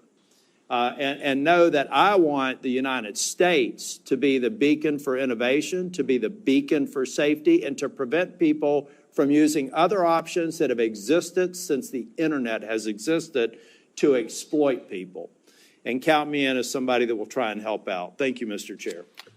Thank you, Senator Tillis. Next is Senator Ossoff. Thank you, Mr. Chairman, and thank you to our witnesses today. Mr. Zuckerberg, I want to begin by just asking a simple question, which is, do you want kids to use your platform more or less? Well, we don't want people under the age of 13 using. Do you want teenagers 13 and up to use your platform more or less? Well, we would like to build a product that is useful and that people want to use more. My time is going to be limited, so it's just, do you want them to use it more or less? Teenagers 13 to 17 years old, do you want them using Meta products more or less? I'd like them to be useful enough that they want to use them more. You want them to use it more? I think herein we have one of the fundamental challenges. In fact, you have a fiduciary obligation, do you not, to try to get kids to use your platform more? It depends on how you define that. We obviously are a business, but I'm sorry, Mr. Zuckerberg, our time is, it's self-evident that you have a fiduciary obligation to get your users, including users under 18, to use and engage with your platform more rather than less, correct?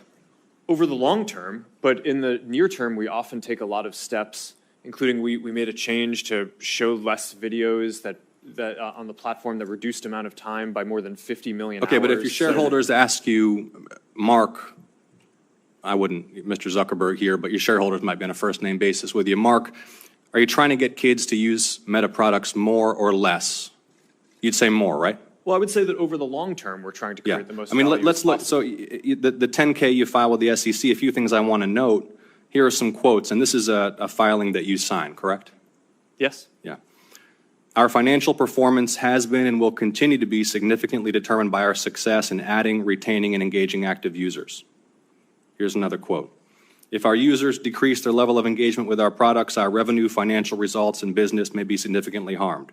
Here's another quote. We believe that some users, particularly younger users, are aware of and actively engaging with other products and services similar to or as a substitute for ours. It continues, in the event that users increasingly engage with other products and services, we may experience a decline in use and engagement in key demographics or more broadly, in which case our business would likely be harmed. You have an obligation as the chief executive to encourage your team to get kids to use your platform more. Senator, Fundamental, I think this is. Is that not self-evident? You have a fiduciary Senator, obligation to your shareholders to get kids to use your platform more. I think that the thing that's not intuitive is the direction is to make the products more useful, so that way people want to use them more. We don't give the teams running the Instagram feed or the Facebook feed a goal to increase the amount of time that people spend. Yeah, but you don't dispute, and your 10K makes clear you want your users engaging more and using more the platform. And I think this gets to the root of the challenge because it's the overwhelming view of the public, certainly in my home state of Georgia, and we've had some discussions about the underlying science, that this platform is harmful for children. I mean, you are familiar with, and not just your platform, by the way, social media in general. 2023 report from the Surgeon General about the impact of social media on kids' mental health, which cited evidence that kids who spend more than 3 hours a day on social media have double the risk of poor mental health outcomes, including depression and anxiety. Are you familiar with that Surgeon General report and the underlying study? I read the report, yes. Do you dispute it? No, but I think it's important to characterize it correctly. I think what he was flagging in the report is that there seems to be a correlation, and obviously the mental health issue is very important, so it's something that needs to be studied we know. further. The thing is, that's everyone knows there's a correlation. Everyone knows that kids who spend a lot of time, too much time on your platforms are at risk. And it's not just the mental health issues. I mean, let me ask you another question. Is your platform safe for kids? I believe it is, but there's an important difference between correlation and causation. Because we're not going to be able to get anywhere. We want to work in a productive, open, honest, and collaborative way with the private sector to pass legislation that will protect Americans, that will protect American children above all, and that will allow businesses to thrive in this country. If we don't start with an open, honest, candid, realistic assessment of the issues, we can't do that. The first point is you want kids to use the platform more. In fact, you have an obligation to. But if you're not willing to acknowledge that it's a dangerous place for children, the internet is a dangerous place for children, not just your platform, isn't it? Isn't the internet a dangerous place for children? I think it can be. Yeah, there's both great things that people can do, and there are harms that we need to work to Yeah, mitigate. it's a dangerous place for children. There are families here who have lost their children. There are families across the country whose children have engaged in self-harm, who have experienced low self-esteem, who have been sold deadly pills on the internet. The internet's a dangerous place for children, and your platforms are dangerous places for children. Do you agree? I think that there are harms that we need to work to mitigate. Okay. I mean, I'm not going to, I think overall... Why not? Why not? Why not just acknowledge it? Why do we have to do the very careful code? I disagree with the characterization. Which character, that the internet's a dangerous place for children? I think you're trying to characterize our products as inherently dangerous, and I think that... Inherent or not, your products are places where children can experience harm. They can experience harm to their mental health. They can be sold drugs. They can be preyed upon by predators. They're dangerous places. And yet, you have an obligation to promote the use of these platforms by children. And look, all I'm trying to suggest to you, Mr. Zuckerberg, and my time is running short, is that in order for you to succeed, you and your colleagues here, we have to acknowledge these basic truths. We have to be able to come before the American people, the American public, the people in my state of Georgia, and acknowledge the internet is dangerous, including your platforms. There are predators lurking. There are drugs being sold. There are harms to mental health that are taking a huge toll on kids' quality of life. And yet you have this incentive, not just you, Mr. Zuckerberg, all of you have an incentive to boost, maximize use, utilization, and engagement. And that is where public policy has to step in to make sure that these platforms are safe for kids. So kids are not dying, so kids are not overdosing, so kids are not cutting themselves or killing themselves because they're spending all day scrolling instead of playing outside. And I appreciate all of you for your testimony. We will continue to engage as we develop this legislation. Thank you. Senator from Tennessee. Thank you, Mr. Chairman. Thank you to each of you for coming. And I know some of you had to be subpoenaed to get here, but we do appreciate that you all are here. Mr. Chu, I want to come to you first.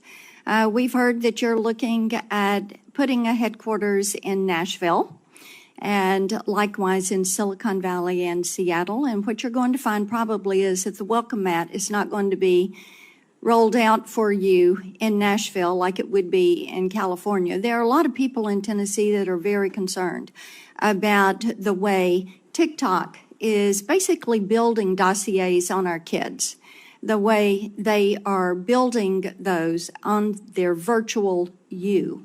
And also that information is held in China, in Beijing, as you responded to Senator Blumenthal and I last year in reference to that question. And we also know that a major music label yesterday said they were pulling all of their content off your site because of your issues on payment, on artificial intelligence, and because of the negative impact on our kids' mental health. So we will see how that progresses. Mr. Zuckerberg, I want to come to you. We have just had, Senator Blumenthal and I, of course, have had some internal documents and emails that have come our way. One of the things that really concerned me is that you referred to your young users in terms of their lifetime value of being roughly $270 per teenager. And each of you should be looking at these kids. Their T-shirts they're wearing today say, I'm worth more than $270. We've got some standing up in those T-shirts. Now, and some of the children from our state, some of the children, the parents that we have worked with, just to think whether it is Becca Schmidt, David Mollick, Sarah Flatt, Annalie Schote, would you say that life is only worth $270? What could possibly lead you? I mean, I listened to that. I know you're a dad. I'm a mom. I'm a grandmom. And how could you possibly even have that thought? It is astounding to me. And I think this is one of the reasons that states, 42 states are now suing you because of features that they consider to be addictive, that you are pushing forward. And in the emails that we've got from 2021 that go from August to November, there is the staff plan that is being discussed. And Antigone Davis, Nick Clegg, Sheryl Sandberg, Chris Cox, Alex Schultz, Adam Masseri are all on this chain of emails on the well-being plan.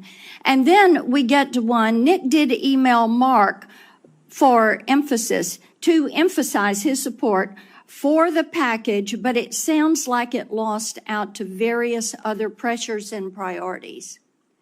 See, this is what bothers us. Children are not your priority. Children are your product. Children you see as a way to make money. And children, protecting children in this virtual space, you made a conscious decision. Even though Nick Clegg and others were going through the process of saying, this is what we do. These documents are really illuminating. And it just shows me that growing this business, expanding your revenue, what you were going to put on those quarterly filings, that was the priority. The children were not. It's very clear. I want to talk with you about the pedophile ring because that came up earlier, and the Wall Street Journal reported on that. And one of the things that we found out was after that became evident, then you didn't take that content down. And it was content that showed that teens were for sale and were offering themselves to older men. And you didn't take it down because it didn't violate your community standards. Do you know how often a child is bought or sold for sex in this country? Every 2 minutes. Every 2 minutes, a child is bought or sold for sex. That's not my stat. That is a TBI stat. Now, finally, this content was taken down after a congressional staffer went to Meta's global head of safety. So would you please explain to me and to all these parents why explicit predatory content does not violate your platform's terms of service or your community standards? Sure, Senator. Let me try to address all of the things that you just said. It does violate our standards. We work very hard to take it down. Didn't take it down. We've reported, I think it's more than 26 million examples of this kind of content. Didn't take it down until a congressional staffer brought it up. It may be that in this case we made a mistake and missed something. I think you make a lot of mistakes. But let's we have move leading on. teams that I want to identify talk more than with you about your Instagram creators program and about the push. We found out through these documents that you actually are pushing forward because you want to bring kids in early. You see these younger teenagers as valuable but an untapped audience, quoting from the emails, and suggesting teens are actually household influencers to bring their younger siblings into your platform, into Instagram. Now, how can you ensure that Instagram creators, your product, your program, does not facilitate illegal activities when you fail to remove content pertaining to the sale of minors?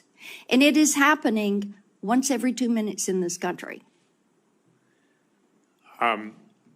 Senator, our tools for identifying that kind of content are industry leading. That doesn't mean we're perfect. There are definitely issues that we have, but we continue to invest a ton in it. Yes, there are a lot that is slipping through. It appears that you're trying to be the premier sex trafficking Of course site not, Senator. in this country. Senator, that's ridiculous. No, it Senator, is not ridiculous. You want to turn around and tell these people content that. on our platforms, and Why don't you take it down? We do take it We down. are here discussing. We do We more need work to you take it all down to than- work than- with than- us. No, you're not.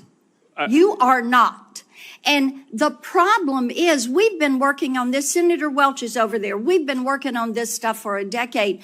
You have an army of lawyers and lobbyists that have fought us on this every step of the way. You work with NetChoice, the Cato Institute, Taxpayers Protection Alliance, and Chamber of Progress to actually fight our bipartisan legislation to keep kids safe online. So are you going to stop funding these groups? Are you going to stop lobbying against this and come to the table and work with us? Yes or no? Senator, we have a... Yes or no? Of course we'll work with you on the legislation. Okay, I mean, the it's door been hard is to- open. We've got all these bills. You need to come to the table Each and every one of you need to come to the table, and you need to work with us. Kids are dying.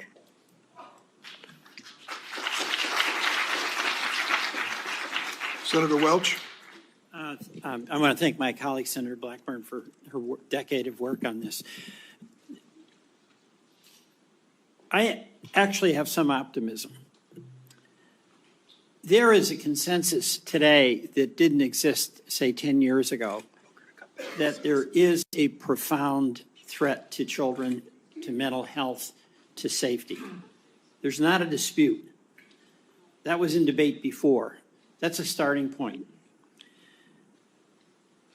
Secondly, we're identifying concrete things that can be done in 4 different areas. 1 is industry standards. 2 is legislation. 3 are the courts.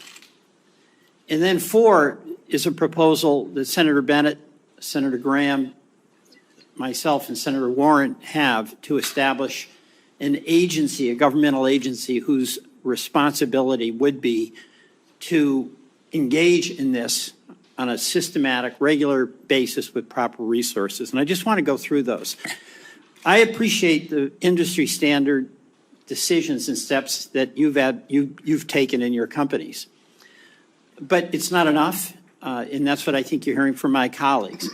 Like, for instance, where there are layoffs in it is in the trust and verify programs. That's alarming because it looks like there is a reduction in emphasis on protecting things. Like, you just added, Ms. Iacarino, 100 employees in Texas in this category. And how many did you have before? The company is just coming through a significant restructuring. So we've increased the number of trust and safety employees and agents all over the world by at least 10% so far in the last 14 months, and we will continue to do so, specifically in Austin, Texas. All right, Mr. Zuckerberg, my understanding is there have been layoffs in that area as well. There's added jobs there at Twitter, but at Meta, have there been reductions in that?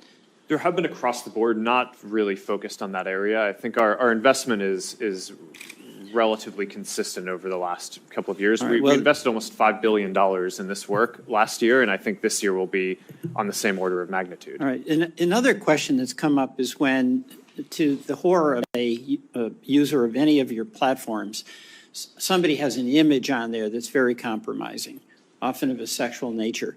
Is there any reason in the world why a person who wants to take that down can't have a very simple same-day response to have it taken down? I'll start with Twitter on that. I'm sorry, Senator, I was taking notes. Could you repeat the question? Well, there's a lot of examples of a young person finding out about an image that is of them and really compromises them and actually can create suicidal thoughts.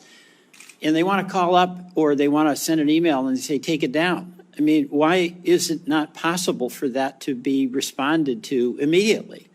Well, we all strive to take down any type of violative content or disturbing content immediately. At X, we have increased our capabilities with a two-step reporting process. If I'm a parent or I'm a kid and I want this down, shouldn't there be methods in place where it comes down? You can see what the image is. Yes. An ecosystem-wide standard would improve and actually enhance the experience for users at all our platforms. All right. There actually is an organization that I think a number of the companies up here are a part of called Take It Down. It's some technology that we and a few others all right, built. So you all are in favor of that because that is going to give some peace of mind to people. All right, it really, really matters. I don't have that much time, so we've talked about the legislation, and Senator Whitehouse had asked you to get back with your position on Section 230, which I'll go to in a minute. But I would welcome each of you responding as to your company's position on the bills that are under consideration in this hearing. All right? I'm just asking you to do that. Third, the court. This big question of Section 230. And today, I'm pretty inspired by the presence of the parents who have turned their extraordinary grief into action and hope that other parents may not have to suffer what for them is a devastating, for everyone, a devastating loss. Senator Whitehouse asked you all to get back very concretely about Section 230 and your position on that. But it's an astonishing benefit that your industry has that no other industry has. They just don't have to worry about being held accountable in court if they're negligent. So you've got some explaining to do, and I'm just reinforcing Senator Whitehouse's request that you get back specifically about that. And then finally, I want to ask about this notion, this idea of a federal agency who's resourced and whose job is to be dealing with public interest matters that are really affected by big tech. It's extraordinary what has happened in our economy with technology, and your companies represent innovation and success. But just as when the railroads were ascendant and were in charge and ripping off farmers because of practices they were able to get away with, just as when Wall Street was flying high, but there was no one regulating blue sky laws, we now have a whole new world in the economy. And Mr. Zuckerberg, I remember you testifying in the Energy and Commerce Committee, and I asked you your position on the concept of a federal regulatory agency. My recollection is that you were positive about that. Is that still the case? I think it could be a reasonable solution. There are obviously pros and cons to doing that versus the normal, the current structure of having different regulatory agencies focused on specific issues. Right. But because a lot of the things trade off against each other, like one of the topics that we talked about today is encryption, and that's obviously really important for privacy and security. Right. But Can we just go down the line? I'm at the end, but thank you, Ms. Giacomino. Senator, I think the industry initiative to keep those conversations going would be something X would be very, very proactive about. If you think about our support of the REPORT Act, the SHIELD Act, the Stop CSAM Act, our support of the Project Safe Childhood Act, I think our intentions are clear to participate and to lead here. Yeah. Senator, we support national privacy legislation, for example, so that sounds like a good idea. We just need to understand what it means. All right. Mr. Spiegel? Senator, we'll continue to work with your team, and we'd certainly be open to exploring the right regulatory body for big technology. But the idea of a regulatory body is something that you can see has merit. Yes, Senator. And Mr.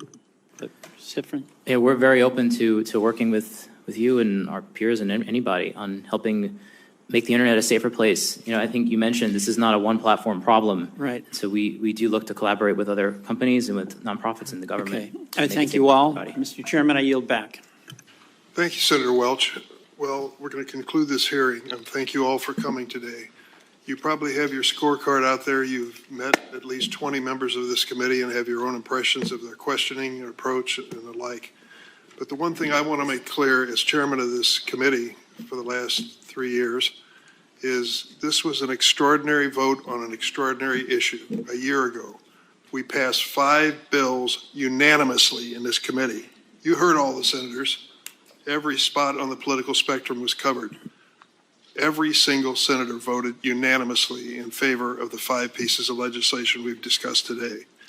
It ought to tell everyone who follows Capitol Hill and Washington a pretty stark message. We get it, and we live it.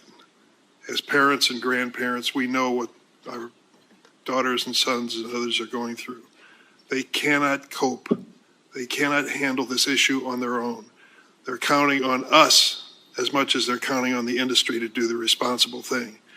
And some will leave with impressions of our witnesses and the companies they represent that you're right as an American citizen. But you ought to also leave with the determination to keep the spotlight on us to do something, not just to hold a hearing, bring out a good, strong crowd of supporters for change, but to get something done. No excuses. No excuses. We've got to bring this to a vote.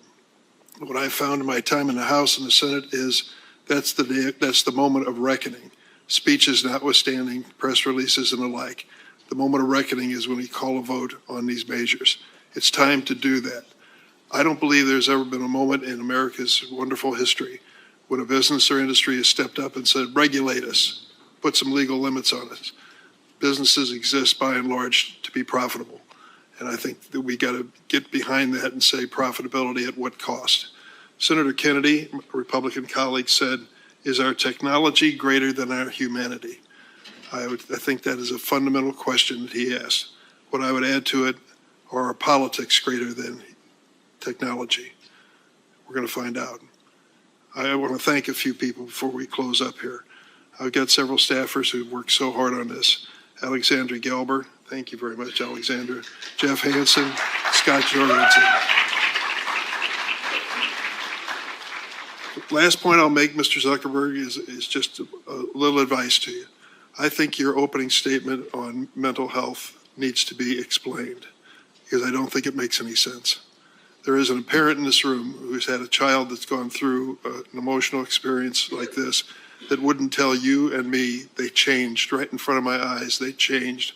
They hold themselves up in their room. They no longer reached out to their friends. They lost all interest in school.